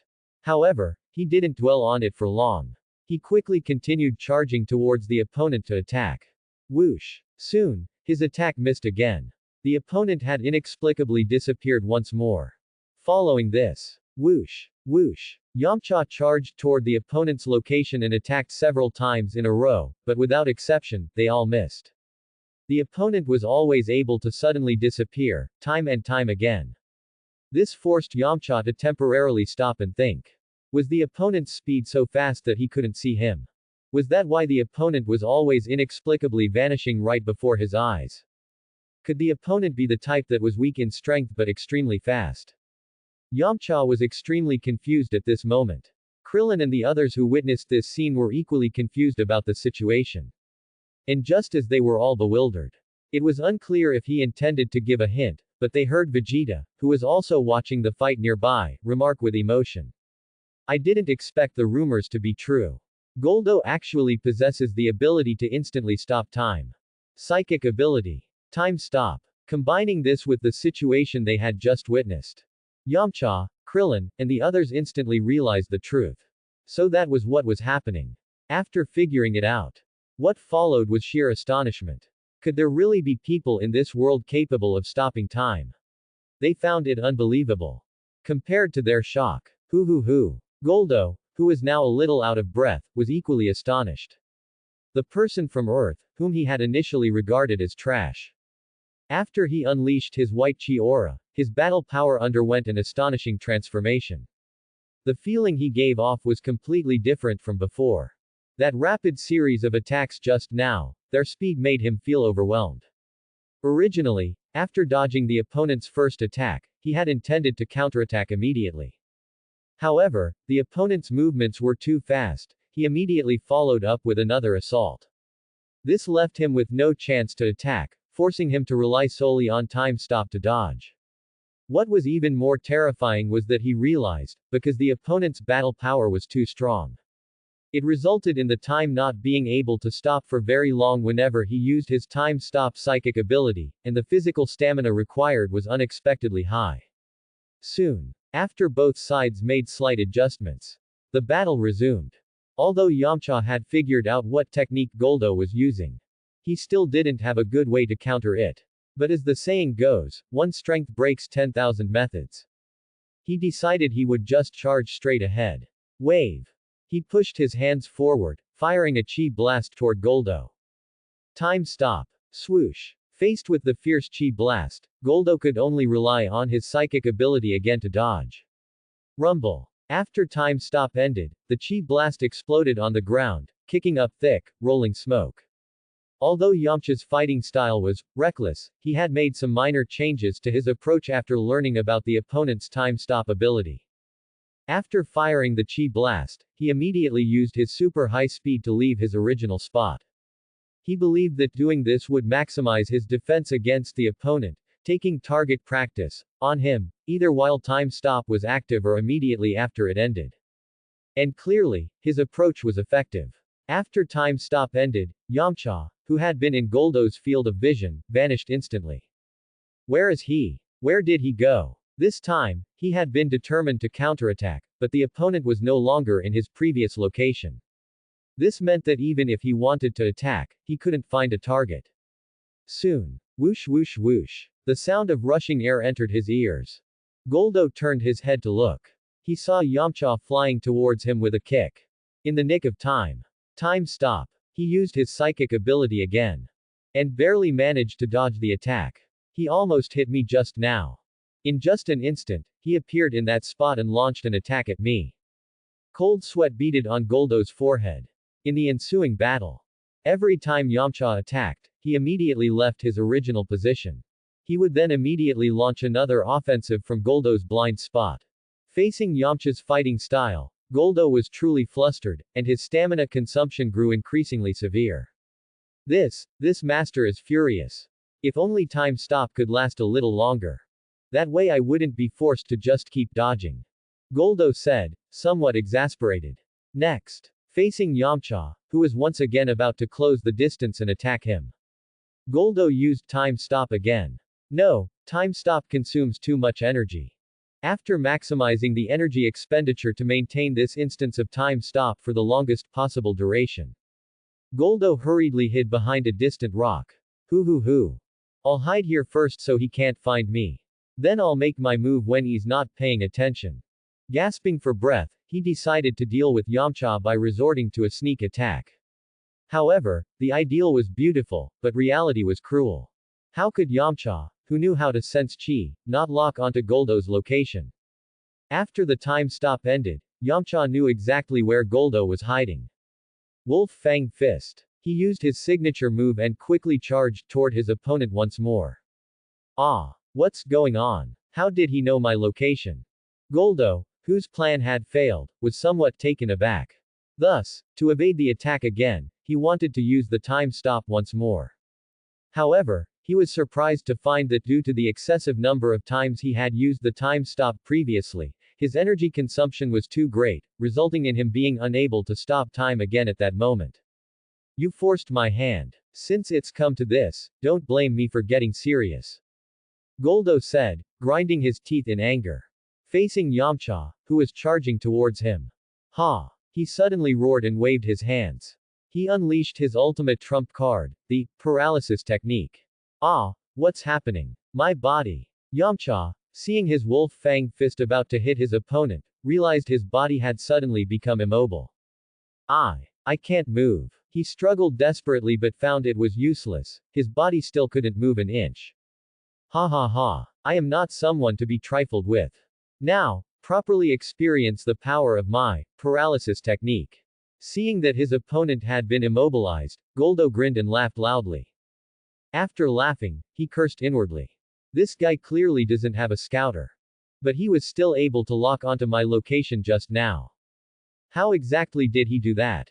This left him completely baffled. Krillin and the others naturally noticed this scene. What did that guy do? This time it doesn't look like a time stop. How did Yamcha get restrained by him? At this moment, they were both confused and anxious. Meanwhile, the Ginyu Force and the others were also discussing the situation animatedly. Haha, this Earthling, just like Vegeta, can freely control his battle power. And his battle power even exceeds 15,000. Rikum said with a laugh. Looking at it that way, the opponent really does have some skill. Berter nodded. It's safe to say that facing an opponent like this, it's no wonder that Kid Goldo needed to use the paralysis technique. G-Ice commented. Well, regardless, the first victory of this game undoubtedly belongs to our Ginyu Force. Ginyu said, smiling with the corners of his mouth slightly turned up. Unlike Krillin and the others, and Ginyu's group, Vegeta remained silent at this moment, showing very little emotion. He simply watched the battle quietly with his arms crossed over his chest. No one could guess what he was thinking. Ha ha ha. I'm going to skewer you like a meatball. Then roast you for a delicious treat. Saying this, Goldo moved to a certain spot and used his psychic abilities on a tree. Snap. He snapped off the treetop and pulled the trunk out of the soil. He then sharpened one end of the trunk into a point. He prepared to use it to pierce a hole through the body of the currently immobilized Yamcha. Yamcha naturally saw Goldo's actions. Wait, Kaioken. I still haven't used Kaioken. At that moment, he thought of Kaioken. Arg. Thus, he began gritting his teeth desperately. Trying to activate Kaioken. In Yamcha's view, if he could use Kaioken right now, perhaps he could break free from the restraint Goldo had placed on him. But perhaps due to nerve paralysis, Yamcha quickly realized that he couldn't use Kaioken at all. My current physical state prevents me from using Kaioken. At this moment, Yamcha knew he had underestimated his opponent. If he had gone all out and used Kaioken from the start, then things might not have turned out this way. Under the control of Goldo's psychic abilities, the floating tree trunk's sharpened end was already aimed at Yamcha. Ha ha ha, you trash Earthling. You look truly pathetic being unable to move. Your death is imminent. Seeing that Yamcha was now in dire peril. Just then, everyone, judging by Yamcha's appearance, it seems he can't use Kaioken right now.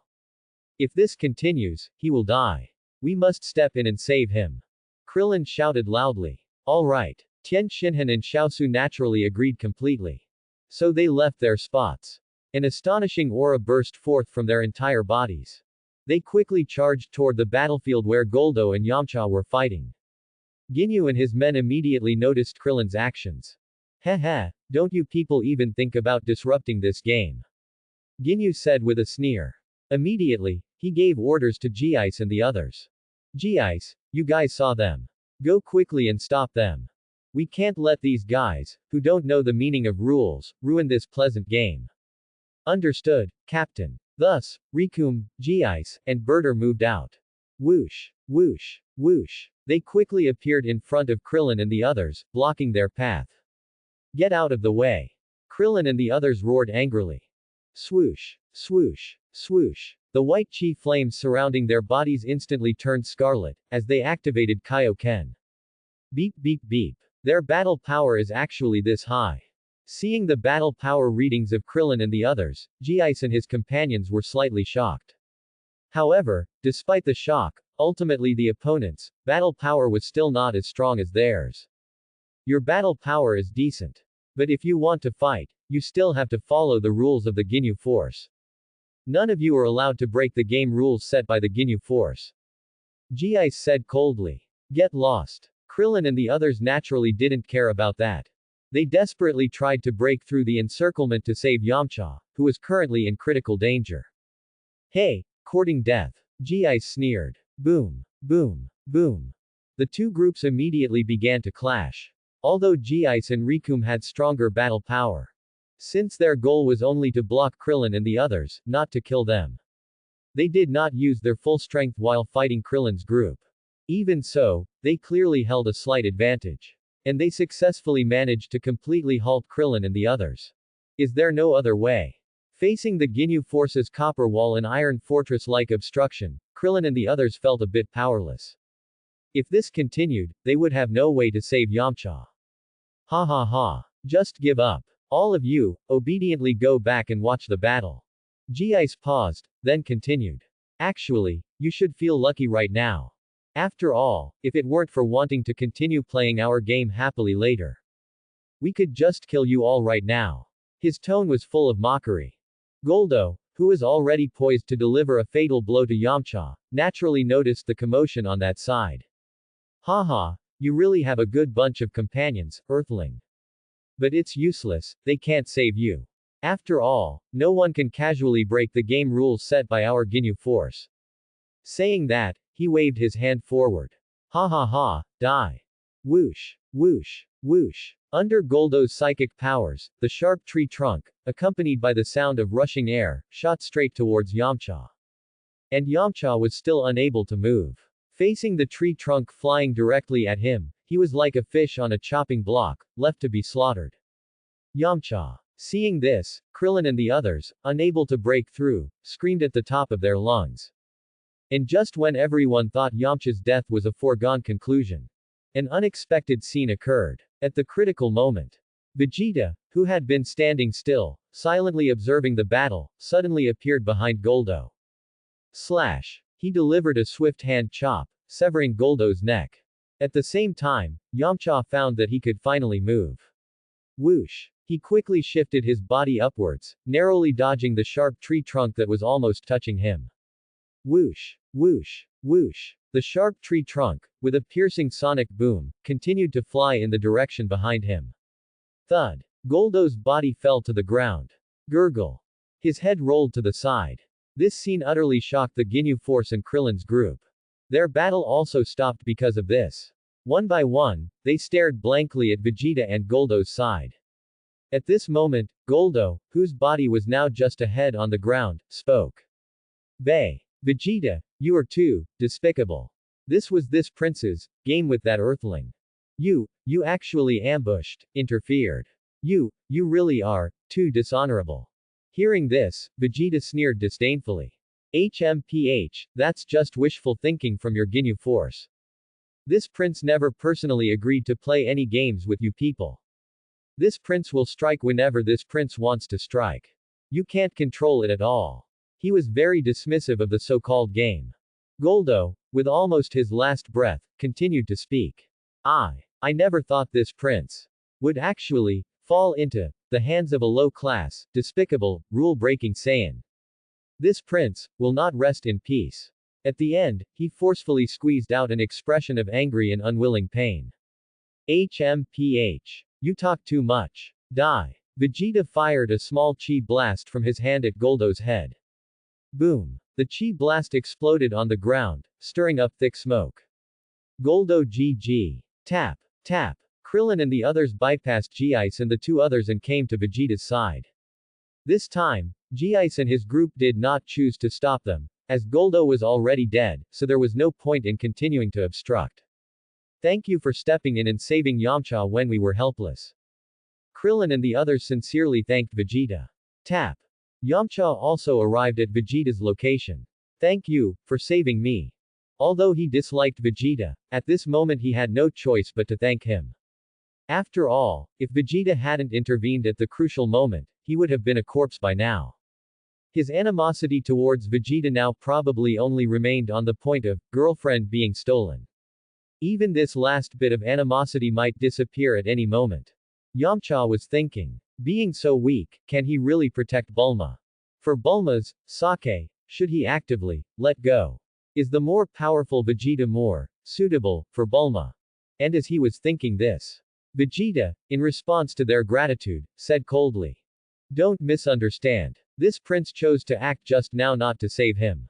It's just that his performance just now was simply too terrible. He couldn't even defeat Goldo, the weakest of the 5 opponents. This prince found it utterly unbearable to watch, which is why this prince chose to act just now." He paused and continued. "Your power is too weak. And the remaining 4 opponents are all much stronger than that shorty named Goldo. So from now on, you people just obediently be spectators for this prince. This prince will personally take care of the remaining 4. When he said these words, his tone was full of confidence. The aura emanating from him gave Krillin and the others a sense of invincibility. "All right, Vegeta. Then we'll leave everything to you." Krillin and the others also had no objections. After all, through the brief skirmish with G-Ice and the others, they had already clearly understood the strength of the remaining opponents.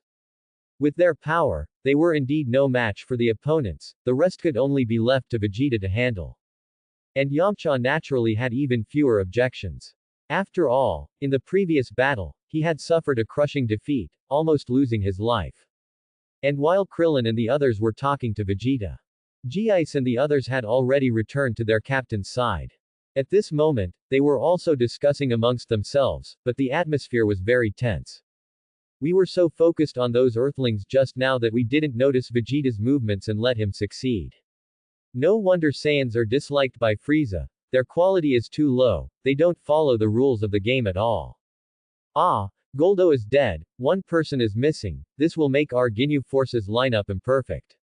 Captain, you must quickly design a new entrance pose suitable for our Ginyu forces' current 4-person lineup." G-Ice and the others discussed, then said to their captain, Ginyu. "All right, you guys can rest assured and leave this matter to me, your captain. Once we get back, I, your captain, will quickly design a perfect new plan suitable for the 4 of us in the Ginyu force right now." Ginyu promised confidently. Immediately, his expression turned cold as he continued. "But before that, we must first settle the score with Vegeta. We need to make him understand that arbitrarily breaking the rules of the game comes at a cost." Then he said to Rikum. "Rikum. According to the win-loss order of our rock-paper-scissors game earlier, after the deceased Goldo, it's your turn to fight. Therefore, the task of teaching Vegeta a lesson will be your responsibility." Rikum nodded. "Understood, Captain. You can rest assured and leave this matter to me." Although Vegeta had just broken the rules of the game, but the Ginyu Force still wanted to continue what they considered to be the game. Very quickly, Rikum walked out alone. "Come on, Vegeta. Now it's our turn," he shouted loudly. Clack. Seeing this, Vegeta also walked out. "Rikum, you want to fight this prince alone? That's simply seeking death. I suggest the entire Ginyu Force come at me all at once," he said disdainfully, his arms crossed in front of him. Hearing this, Rikum let out a cold laugh. "Heh, Vegeta, what nonsense are you spouting? Although your battle power is 40,000, your strength is decent. But aren't your words a bit too overconfident? With your strength, forget about making the entire Ginyu Force come at you. Even if it's just me, Rikum, you couldn't possibly be my opponent. After all, my battle power is over 53,000, while yours is 40,000. My battle power is much stronger than yours." "Heh, is that so?" Vegeta curled his lip in greater disdain. "Ha, I'll make you realize the gap between us. I'll take you down right now." Saying this, Rikum began to strike a strange pose. Ginyu Force. Clap. Rikum. Aha. Next, he pulled his fists into his abdomen. Launch. Then, with a furious aura, he swung his fist and charged straight toward Vegeta. Whoosh. Facing the attack, the composed Vegeta instantly vanished from his spot. Ha. Hu. Rikum's fist swung through the air, hitting nothing but emptiness. Where did he go? He looked left and right, but still couldn't find Vegeta's figure. He's gone. I can't see him. Krillin and the others also failed to clearly see Vegeta's movements. Where is that guy Vegeta? G-Ice and the others were also a bit confused. He's behind us. Captain Ginyu glanced behind him and reminded them. Unlike the others, he could clearly see Vegeta's previous movement. So when the opponent arrived behind them, he noticed him immediately. Hearing this, G-Ice and the others quickly turned around to look. Sure enough, they quickly spotted Vegeta standing behind them, watching them with a half-smile. Haha, Ginyu. Your eyesight isn't bad. Vegeta grinned wryly. Berter. This guy. G-Ice. When did you get here? Both of their expressions were extremely surprised at this moment. Meanwhile, Rikum in the distance said, what the heck happened? How did he suddenly get over there? His expression was equally surprised. Exclamation mark question mark. Vegeta, he went over there. After a moment of confusion, Krillin and the others finally sensed Vegeta's location through his chi. I advise you people to hurry up and attack together, just like this prince said before. Otherwise, with the strength you people have, if you want to fight this prince, I'm afraid you won't have the slightest chance. Vegeta spoke to Ginyu and the others with a cold, arrogant, and confident tone, his arms crossed. HMPH, Vegeta. Your speed just now, among everyone present, only I, the captain, could see it clearly. Looking at it that way, you kid do have some minor skill. But even so, the words you are speaking are still a bit too much, aren't they? Speaking up to this point, Ginyu paused. Then he pointed to the scouter on his eye and said, although your speed is indeed unexpectedly fast. But your current battle power, according to my scouter, is still displayed as 40,000. If I, the captain, haven't guessed wrong. You must have trained to achieve a speed that people usually only possess when they reach 90,000 battle power, all while maintaining a base of 40,000 battle power. Ginyu, thinking he was clever, stated his analysis. While it's impressive that you can achieve this, but 40,000 battle power is still just 40,000 battle power. Even with high speed, you won't necessarily be able to defeat Rikum, who has 53,000 battle power. So stop spouting nonsense, and hurry up and get back to fighting Rikum. Ginyu added. Hey, since you insist on not listening to my advice, then that truly is a bit of a pity. As Vegeta spoke, he arrived opposite Rikum with a whoosh. As for Ginyu's words just now, Rikum naturally heard them too. He grinned and laughed loudly. Ha ha ha, although your speed, Vegeta, is indeed very fast. But after all, your battle power is only 40,000, so facing this great one, who has 53,000 battle power, you'll probably only be able to constantly dodge. If all you know how to do is dodge, you are destined to never defeat me. Next, this great one is going to use a move that will make it impossible for you to avoid. Hearing this, Vegeta said disdainfully. Why do you people love talking to yourselves so much? Saying this, he shook his head, indicating a bit of helplessness. Haha, Vegeta. Just watch closely as this great one Rikum's move completely destroys the surrounding environment. Saying this, Rikum struck a stance. Watch me, Rikum. He raised both hands high. Destruction cannon. However, before Rikum could finish speaking, suddenly, bang! Vegeta quickly rushed in front of him and fiercely drove a punch right into his abdomen, which clearly presented a huge opening. Wah! Wah! Bay! Vegeta, you fool! Rikum felt his whole body spasm, and intense pain flooded his system. The next second, thud! He collapsed powerlessly onto the ground. Seeing this, Vegeta sneered and said, that so-called move from your stupid mouth. When you used it, your entire body was nothing but openings.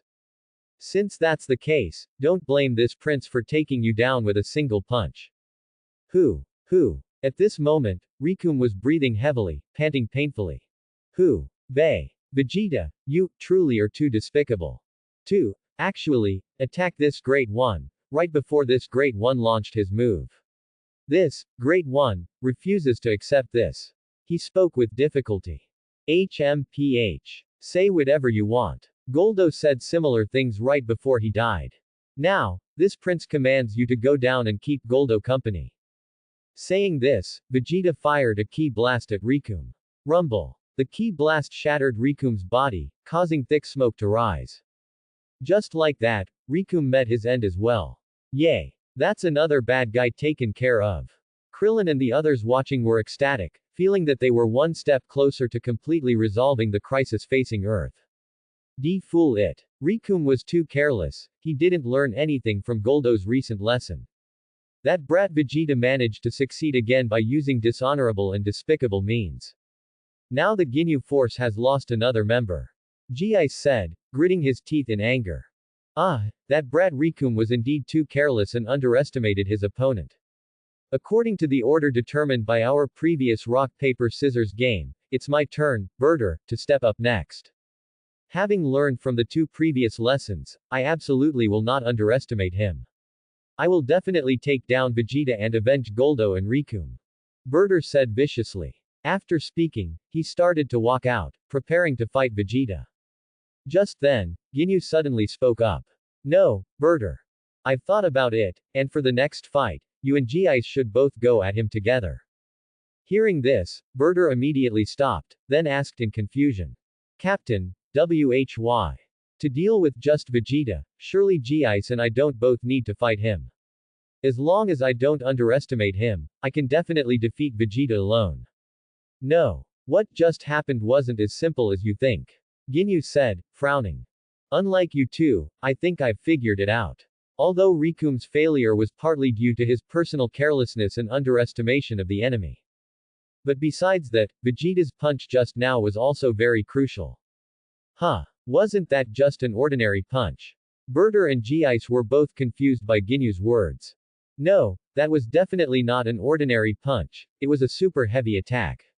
I can tell that Vegeta's punch just now was absolutely not simple. Ginyu paused and continued. It seems now that my previous analysis of Vegeta was not comprehensive enough. Behind his 40,000 battle power, besides his super speed, perhaps he is hiding some other secret. So, just to be safe, you two should go together. Ji and Berter. Then what about our game? Ginyu. Don't worry about that right now. Let's deal with Vegeta first. Since two team members had already died, no matter how big-hearted he was, he no longer had the interest in continuing the game. Understood, Captain. Ji and Berter replied. Ginyu force. Ji, Berter, attack. The two simultaneously struck strange poses. Wah. Ha. They immediately rushed straight toward Vegeta at the same time. HMPH. So you finally decided to use your brains a little. Now you realize you need to both attack at once. Too bad it's still useless against this prince. Vegeta sneered dismissively. Krillin and the others, seeing the two opponents planning to fight Vegeta 2-on-1, were not worried. In their view, given Vegeta's strength, defeating the combined attack of these two would also be effortless. Take this. Ji flew toward Vegeta's left and delivered a kick. At the same time, Berter aimed an elbow strike at Vegeta's right side. Clang. Facing the pincer attack from both sides, Vegeta calmly used both hands to block. What's going on? Isn't his battle power only 40,000? He can actually withstand the simultaneous attack of both of us. Ji and Berter looked shocked. It seemed Captain Ginyu's words were true, Vegeta really might be hiding some other secret. And just as they were thinking this, thud, Vegeta sent Ji flying with a knee strike. Whoosh. Then he delivered a sweeping kick toward Berter. Just like that, both of them were quickly sent flying backward. Beep beep beep. After Ji and Berter managed to steady themselves with difficulty, they quickly used their scouters to check Vegeta's current battle power reading. Ji, his battle power really is 40,000 points. Could the scouter be broken? Berter, the scouter shouldn't be broken, mine also shows 40,000. Hearing this, Ji also understood that the scouters were likely fine, as the possibility of two scouters breaking simultaneously was too low. What secret is he hiding? Why can his 40,000 battle power not only withstand our attacks, but also send us flying afterward? Ji said, gritting his teeth. Although he couldn't figure out the situation, he still chose to continue attacking Vegeta. Crusher Ball. He gathered a massive energy sphere in his hand. Go. Then he violently swung his hand, throwing the energy sphere toward Vegeta. A trivial trick. Smack. The powerful energy sphere was easily deflected by Vegeta. Rumble. The energy sphere crashed into a distant mountain range and exploded. Immediately, the entire mountain range was pulverized, kicking up massive clouds of smoke and dust. Why was that attack completely useless? Seeing this, Ji involuntarily clenched his jaw tighter. My turn. Next came Berter's attack. Whoosh. He rushed in front of Vegeta. Ya. Ya. He unleashed a rapid flurry of consecutive kicks, like a machine gun. And naturally, his efforts were also fruitless. All of Berter's attacks were easily dodged by Vegeta, one by one. Berter, I'll help you. Seeing that Berter couldn't phase the opponent either, G-Ice also rushed to Vegeta's side. He intended to attack Vegeta alongside Berter. Whoosh. Whoosh. Smack. Smack. Ha. The two frantically launched a barrage of punches and kicks at Vegeta, attacking like a storm of bullets. However, Vegeta still easily dodged everything. Time for this prince to counterattack. Vegeta suddenly vanished from his spot and reappeared behind Berter.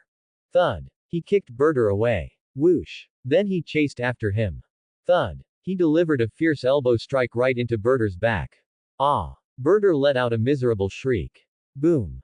Berter landed swiftly, creating a deep crater in the ground.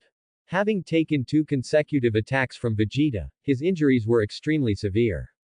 At this point, he was completely paralyzed and unable to move. And the merciless Vegeta naturally wouldn't let Berter off the hook. Goodbye. Pop. Vegeta clasped his hands together and unleashed a powerful shockwave at Berter in the crater. Boom. The shockwave quickly engulfed Berter's body and then rapidly exploded.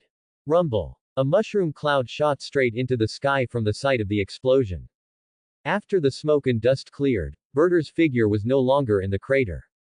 It was clear that Berter was dead, and not even his bones remained. Good. Another one down. Seeing this, Krillin and the others couldn't help but clench their fists in excitement. Just as they had predicted. Even if Vegeta fought 2 against 1, simultaneously dealing with the 2 opponents sent out, he would still be completely at ease, effortlessly. Bu Berter 2. Seeing Berter's death, G-Ice was trembling all over. Haha. Don't be nervous, G-Ice. After he dies, it'll be your turn next. Vegeta turned to look at G-Ice, who was now utterly horrified, and smiled evilly. Why is this happening? Our Ginyu Force's power in the universe is clearly so strong, it's not an exaggeration to say we're second only to Frieza. But now, one after another, we're being killed by a mere Saiyan. Is this a nightmare? G-Ice was trembling all over. Pat. Just then, Ginyu came to G-Ice's side, patted his shoulder, and said, G-Ice, step down. You are not his opponent. From now on, leave everything to me, your captain.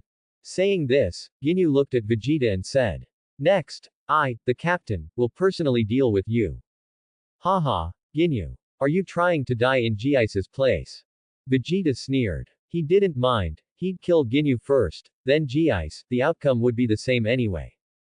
HMPH. Vegeta, don't be too arrogant, kid. I, the captain, have truly observed your tricks through your recent battle. Now it seems the battle power displayed on the scouter is inaccurate. Your 40,000 battle power, it seems, can instantly surge when needed. I estimate your true battle power, just like the speed you displayed, is probably around 90,000. Hearing this, Vegeta showed no reaction, but G-Ice beside him exclaimed first. 90,000. Captain, are you mistaken? How could Vegeta, a mere Saiyan, have such a high battle power? Ginyu said, No, G-Ice. From his recent performance, he indeed can have such high battle power.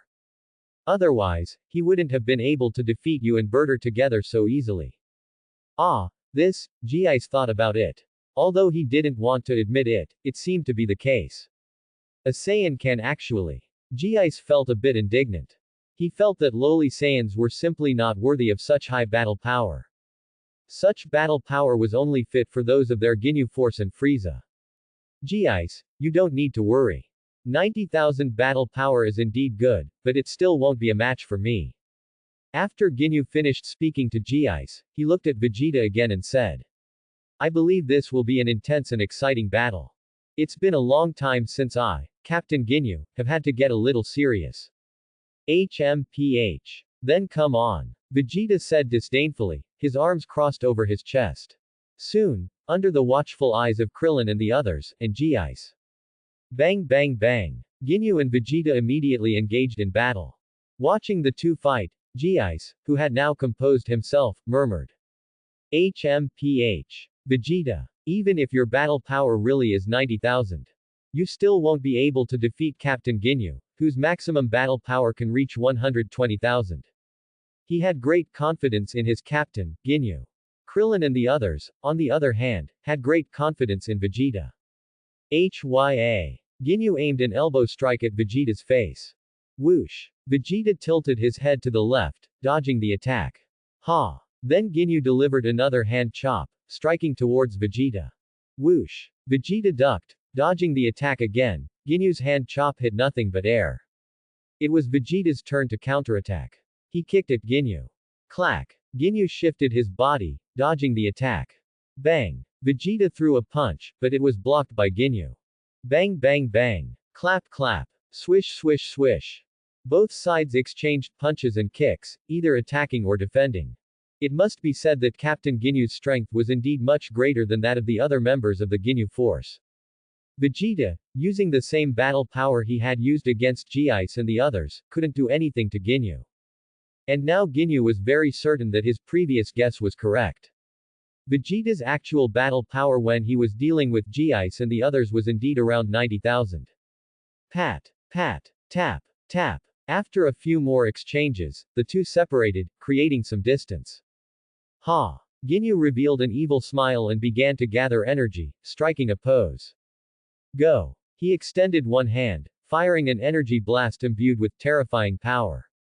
The energy blast shot straight towards Vegeta. Vegeta leapt up, dodging the attack. Rumble. The energy blast exploded on the ground, causing the surrounding area to shake violently, with rocks flying everywhere. Whoosh whoosh whoosh. The aftershock of the explosion created a destructive storm in the surrounding environment. Whoosh. Vegeta appeared behind Ginyu and delivered a sweeping kick. Swish. Ginyu quickly ducked, dodging the attack. Heya. Ginyu threw a horizontal punch at Vegeta. Whoosh. Vegeta instantly vanished from his spot. Whoosh. Ginyu's punch hit nothing but air. Then Vegeta delivered a knee strike to Ginyu. Bang. Ginyu responded with an elbow strike. Their attacks collided, producing a dull thud. Boom boom boom. Next, the two continued to clash with punches and kicks. Whoosh whoosh whoosh. Strong currents of chi continuously spread out in all directions, centered around the two of them. Boom boom boom. The aftershocks of their battle caused the surrounding mountain ranges to crack and crumble. Bang. The two again directly collided with their fists. Tap. Tap. Due to the powerful recoil, they were both thrown apart. Ha ha ha, Vegeta. Excellent, excellent. You truly have some skill. Next, I, Captain Ginyu, will use my full power to fight you. Ginyu said with a laugh. Immediately, he began to unleash his chi. Ah ah ah. His entire body began to emit a strong white aura. Rumble. The ground trembled violently, and the surrounding mountains shook continuously. Whoosh whoosh whoosh. Rustle rustle rustle. A fierce wind blew, and the violent storm sent broken stones flying. At this moment, Ginyu was continuously raising his combat power. He wanted to raise his strength to its maximum of 120,000.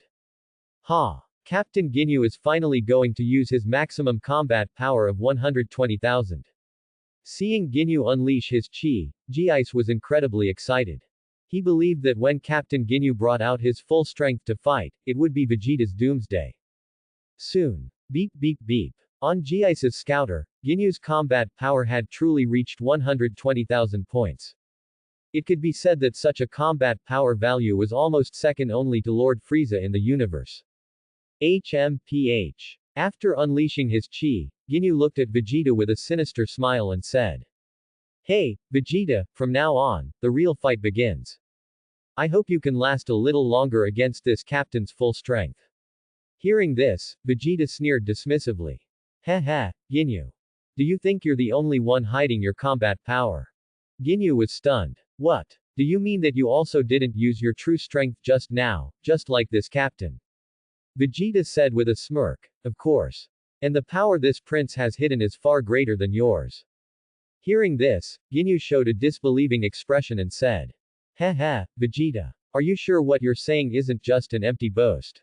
Captain, Vegeta is definitely talking nonsense, bluffing. G-Ice, who was beside them, loudly interrupted after hearing their conversation. As a mere Saiyan, to reach a combat power of around 90,000, and to perform as he did just now, is already a miracle in itself. Under these circumstances, how could he possibly be hiding even greater strength, and strength that is even stronger than yours, Captain? This looks like nonsense and bluffing no matter how you look at it. Captain, don't believe him. After hearing G-Ice's words, Ginyu also felt there was some truth to what he said. He pouted and said to Vegeta. Heh, Vegeta. Don't think you can deceive this captain with such nonsense. This captain won't be fooled or intimidated by such words from you. However, unlike Ginyu and his team, Krillin and the others, who were also witnessing everything, knew that what Vegeta said was true. Understanding how to sense others' strengths and weaknesses through their chi, they could feel that the power hidden within Vegeta was unfathomably deep. His hidden strength was definitely not something that guy named Ginyu could compare to. Ginyu, G-Ice, then just watch carefully. Look closely at this prince's combat power with the scouters on your eyes. See if this prince is really talking nonsense, deceiving, or intimidating you. Saying this, Vegeta lowered his head slightly, clenched his fists, and began to increase his power. Whoosh whoosh whoosh. His body was quickly enveloped in a white aura. Whoosh whoosh whoosh. Powerful currents of chi spread out from his body in all directions. Rumble. The earth trembled, the ground cracked, and fissures continuously spread outwards from him as the center. The sky shattered, the earth split, mountains roared, and seas raged. The aura that Vegeta unleashed was incredibly astonishing, giving one the feeling that he could tear through the sky. Beep beep beep. Ginyu's and G-Ice's scouters had already sounded the moment Vegeta began to increase his power. 90,000. 110,000. 130,000. Ginyu. How is that possible? What he said just now was actually true. He wasn't lying. G-Ice. How can this be? No. Impossible. Their expressions were incredibly shocked. 150,000. 170,000. 190,000. It's still rising. Oh my god, this combat power value is about to exceed 200,000. At this moment, Ginyu's face was filled with horror. Saiyan actually. This is too incredible. G-Ice had an expression of disbelief. 210,000. 230,000. Bang. Bang. Their vision became filled with smoke. Yes, their scouters exploded at this moment. Even though their scouters were very advanced. But they finally completely burst because they could not withstand Vegeta's powerful combat power, which had already exceeded 230,000 points. This is truly unbelievable. Is this your true strength? Ginyu said to Vegeta with a ghastly expression, his voice trembling. This is too bad. Vegeta's combat power actually exceeds 230,000. And Captain Ginyu's combat power has already reached its maximum, only 120,000. This fight, we can't win. A mere Saiyan actually can achieve such a degree. G-Ice said, stammering in shock, his face full of panic. Looking at their expressions, Vegeta, who had stopped increasing his power, sneered proudly and said, I'll tell you the truth. This prince's maximum power is far greater than this. But against two weaklings like you, this prince doesn't need to use his full power at all. As soon as Vegeta said this, Ginyu's and G-Ice's hearts felt as if they had been struck by muffled thunder. Already full of shock, they became even more astonished. What did you say? A combat power of over 230,000 is still not your limit. Company. Could it be? Vegeta, have you already become the legendary Super Saiyan? Ginyu said, trembling. Super Saiyan. Isn't that the strongest warrior in the entire universe according to legend? Vegeta, has he become that Super Saiyan that even Lord Frieza fears? G-Ice said, his whole body trembling. Hearing this, Vegeta crossed his arms over his chest and said proudly. This prince isn't entirely sure if this prince's current state counts as a Super Saiyan. But there's one thing this prince is very sure of. That is, as long as this prince uses his full power. Then even Frieza, with a combat power of 530,000, will absolutely not be this prince's opponent. So that's how it is. You yourself can't even be certain whether or not you are a Super Saiyan. But your maximum fighting power is at least enough to surpass King Frieza's 530,000 battle power. As he spoke up to this point, Ginyu's expression suddenly changed. He slowly put away his panic, and instead, the corners of his mouth began to curl up slightly as he said. Hehe, Vegeta. Actually, for this captain, even if you are not a Super Saiyan, it doesn't really matter. In any case, your battle power is very strong. It is much stronger than this Captain Ginyu. It is even stronger than King Frieza's 530,000 battle power. This captain only needs to know this one fact, and that is enough. Hearing this, HMPH. Ginyu. What are you trying to express by saying these words? What do you mean, it doesn't matter, or, it's enough? Are you so scared by this prince's strength that you've started talking nonsense? Vegeta said, frowning slightly. However, Ginyu did not answer Vegeta's question. Ha ha ha. Because your battle power, Vegeta, is extremely powerful. Your battle power far surpasses this captain. He he he. Ha ha ha. Instead, he smiled with his mouth twisted even wider. What are you laughing at, Ginyu? Has your brain gone bad, you fellow? Vegeta felt that Ginyu might have been completely scared silly by his powerful strength. Krillin and the others had actually started to not understand their conversation ever since they mentioned the Super Saiyan. Now, regarding Ginyu's inexplicable laughter, they were even more completely confused. Was Vegeta's great strength something to laugh about? G-Ice, however, was different from Vegeta and Krillin. At this moment, he seemed to have figured something out. I understand. Captain Ginyu is probably preparing too. And Ginyu's subsequent actions proved that his guess was correct. He. Ginyu was seen smiling, then he stretched out a hand. Bang! He suddenly used his hand to fiercely deliver a heavy punch to his own right chest. Very quickly, a shocking and constantly bleeding wound appeared on Ginyu's right chest area. As expected. Seeing this scene, G-Ice said with a smile. Things were indeed just as he had anticipated. Furthermore, in his view, if everything went smoothly next, they would be able to completely turn the tide and achieve victory. Wah! What is this fellow doing? Has his brain really gone bad? Vegeta was extremely confused. Why is that fellow mutilating himself? Krillin and the others looked bewildered, they were equally perplexed, as the opponent's behavior was truly too strange. Just then, Ginyu, enduring the pain in his body, had a smile that began to turn sinister. Ha ha ha, Vegeta. This captain, truly loves your incredibly powerful body, Vegeta. His gaze was fixed intently on Vegeta's body as he spoke. Wah! What? Loves this prince's body? What in the world are you babbling about, Ginyu? Vegeta was completely stunned by Ginyu's words. Ginyu chose not to pay attention to what Vegeta was saying at the moment. He was seen shouting toward Vegeta, who was standing face to face with him at a distance. Change. Immediately afterward, Ginyu, whose whole body was emitting a yellow glow, directly launched a yellow energy wave in Vegeta's direction. What? Vegeta looked astonished. He didn't feel even the slightest bit of power coming from the yellow energy wave. He completely failed to grasp the true purpose of Ginyu's move. This also resulted in him having no intention of dodging. Very quickly, the yellow energy wave got closer and closer to Vegeta, about to hit his body. Ha ha ha, your power, Vegeta, is about to belong to this captain. Ginyu's expression was exceptionally sinister. Ha ha ha, this is great. Captain Ginyu is about to succeed. G-Ice said excitedly, clenching his fists. Just as Ginyu was about to succeed, a scene that surprised them occurred. Croak. A frog suddenly appeared between Vegeta and Ginyu, blocking the path of the yellow energy wave.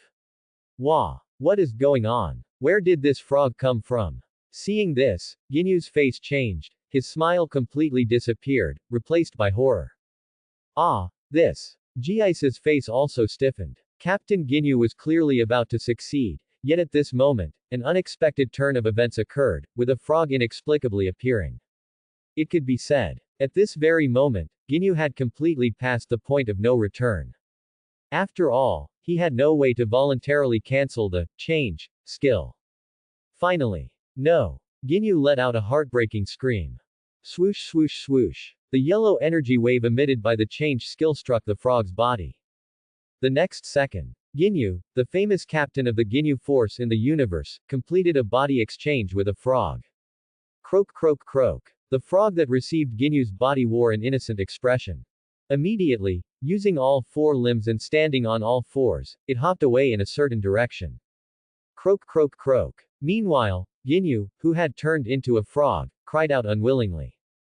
But it was clear that this was already set in stone, and, frog, Ginyu was powerless to change anything. Regarding everything that had just happened, it could be said that Vegeta, Krillin, and the others were all left completely dumbfounded. And just then, a familiar voice entered their ears. It seems I returned just in time. Otherwise, things might have gotten a bit troublesome. Everyone quickly looked in the direction the voice came from. They clearly saw Piccolo, who was currently making a throwing motion, standing on the peak of a mountain. It was obvious that the frog that suddenly appeared just now was Piccolo's doing. Beside him, they also saw the father and son pair, Son Goku and Gohan. It turned out that Piccolo and the three of them had returned to Earth sometime unknown and appeared at this location. The reason for this scene must be traced back to a time not long ago. On planet Namek. Piccolo, who was cultivating diligently but whose strength was progressing very slowly. He finally waited for his opportunity. Piccolo only heard the system's notification suddenly sound in his mind. Ding! The strongest God-tier choice system has been activated. The system detects that Earth is currently facing a crisis from the Ginyu Force and others. Choice 1. The host ignores the crisis and remains on planet Namek to continue cultivating. Reward. Battle Power plus 5, Senzu Bean X1. Choice 2. The host returns to Earth and takes action when Ginyu uses his change skill. Reward. The host's base battle power increases from 40 million to 50 million. Reward. The host's current 10x no damage Kaioken skill is upgraded to 20x no damage Kaioken. Please, host, make your choice. Facing the two choices given by the strongest, second choice, system. Naturally, Piccolo chose the second option. After all, only an idiot would choose the first one. Thus, Piccolo proceeded to make some preparations. Then he called Son Goku and his son, and used instant transmission to take them back to Earth. As luck would have it, the moment Piccolo returned to Earth, he immediately saw Ginyu using his body change technique on a bewildered Vegeta. Piccolo, who was familiar with the original Dragon Ball storyline, knew very clearly just how broken Ginyu's body change technique was. So he decisively threw the frog he had prepared in his hand in front of the yellow energy wave Ginyu had fired. Following that, the scene of Ginyu exchanging bodies with a frog occurred. And then, at this moment, Vegeta, Krillin, and the others noticed the return of Piccolo and the two others. Since Piccolo had successfully completed the system mission, a system notification sound rang out in his mind. Ding! Congratulations, host, on completing Choice 2 mission. Ding! Congratulations, host, on increasing your current base battle power from 40 million to 50 million. Ding! Congratulations, host, on upgrading your current 10x no damage Kaioken technique to 20x no damage Kaioken. Piccolo secretly nodded. After receiving this system reward, his maximum battle power value could now reach over 1 billion. Piccolo was extremely satisfied with his current strength. Even if Son Goku and the others managed to transform into Super Saiyan 1 later, their strength would not be able to surpass his 1 billion battle power in the short term. He, Piccolo, could continue to firmly maintain his position as the strongest. Tap. Tap. Piccolo, Goku, Gohan, you guys are back. Krillin and the others quickly walked over to the three of them. Although the unsociable Vegeta also approached the direction of the three of them. He did not get as close as Krillin and the others, stopping after maintaining a moderate distance. Then he began to stare at Piccolo, Goku, and Gohan. It could be said that these three individuals were one of the driving forces behind his arduous cultivation during this period. One of his goals in cultivating great strength was to crush these people beneath his heel. Especially Kakarot, whom he was meeting for the first time. He did not know why, even though he had never fought the opponent before, at this moment, he was the person he most wanted to defeat. After a brief exchange of greetings, they asked Piccolo. By the way, Piccolo. What exactly happened just now? What is the situation now? Hearing this. It's like this. Piccolo then told them about the situation. He told everyone about the effect of the body change, technique Ginyu had just used, and the fact that Ginyu had already swapped bodies with a frog. As for why he knew the effect of Ginyu's technique, he naturally offered no explanation. Ah. So the purple-skinned guy who was fighting Vegeta just now has turned into a frog. Everyone couldn't help but sigh in wonder. Vegeta, who had been watching them from a distance, also heard Piccolo and the others' conversation. He hadn't expected that Guy Ginyu would actually possess a trump card like body change. Thinking that he had almost had his body swapped by the opponent, a chill ran down Vegeta's spine, and he broke out in a cold sweat. It could be said that Piccolo's timely intervention had saved his life. This made him feel a bit grateful toward Piccolo deep down. But naturally, it was impossible for him to open his mouth and thank Piccolo. Currently, perhaps only Bulma could make him say the words, "Thank you." Croak. Croak. Frog. Ginyu also saw Krillin and the others gathering around the three people who had suddenly appeared. And he now knew that the opportunity for him to body change had been ruined by that green guy. But he was helpless. I must quickly escape while their attention isn't on me.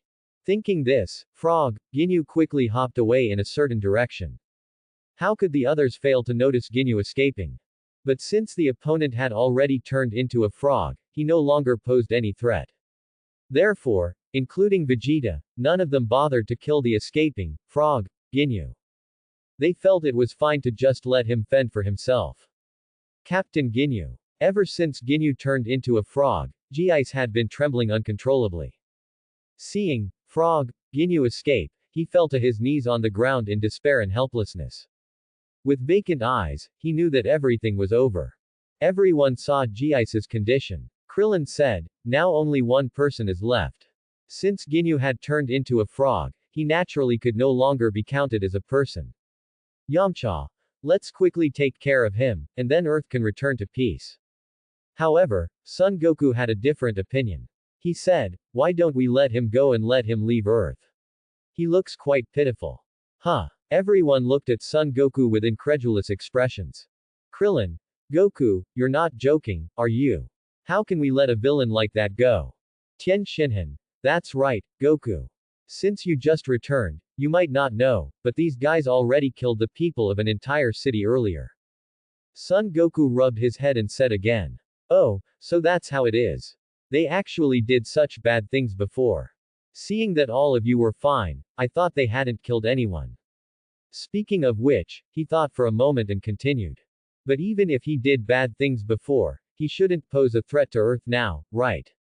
I think we can choose to let him go. As for those they killed, we can gather the Dragon Balls to revive them. Hearing this, Krillin and the others sighed. Sigh, Goku. You really are too kind. Vegeta also heard their conversation. HMPH. Kakarot, are you an idiot? You actually have such a childish idea of letting an opponent go. Saying this, he rushed toward G-Ice. Vegeta. What are you doing? Son Goku exclaimed. Naturally, Vegeta ignored Son Goku's words.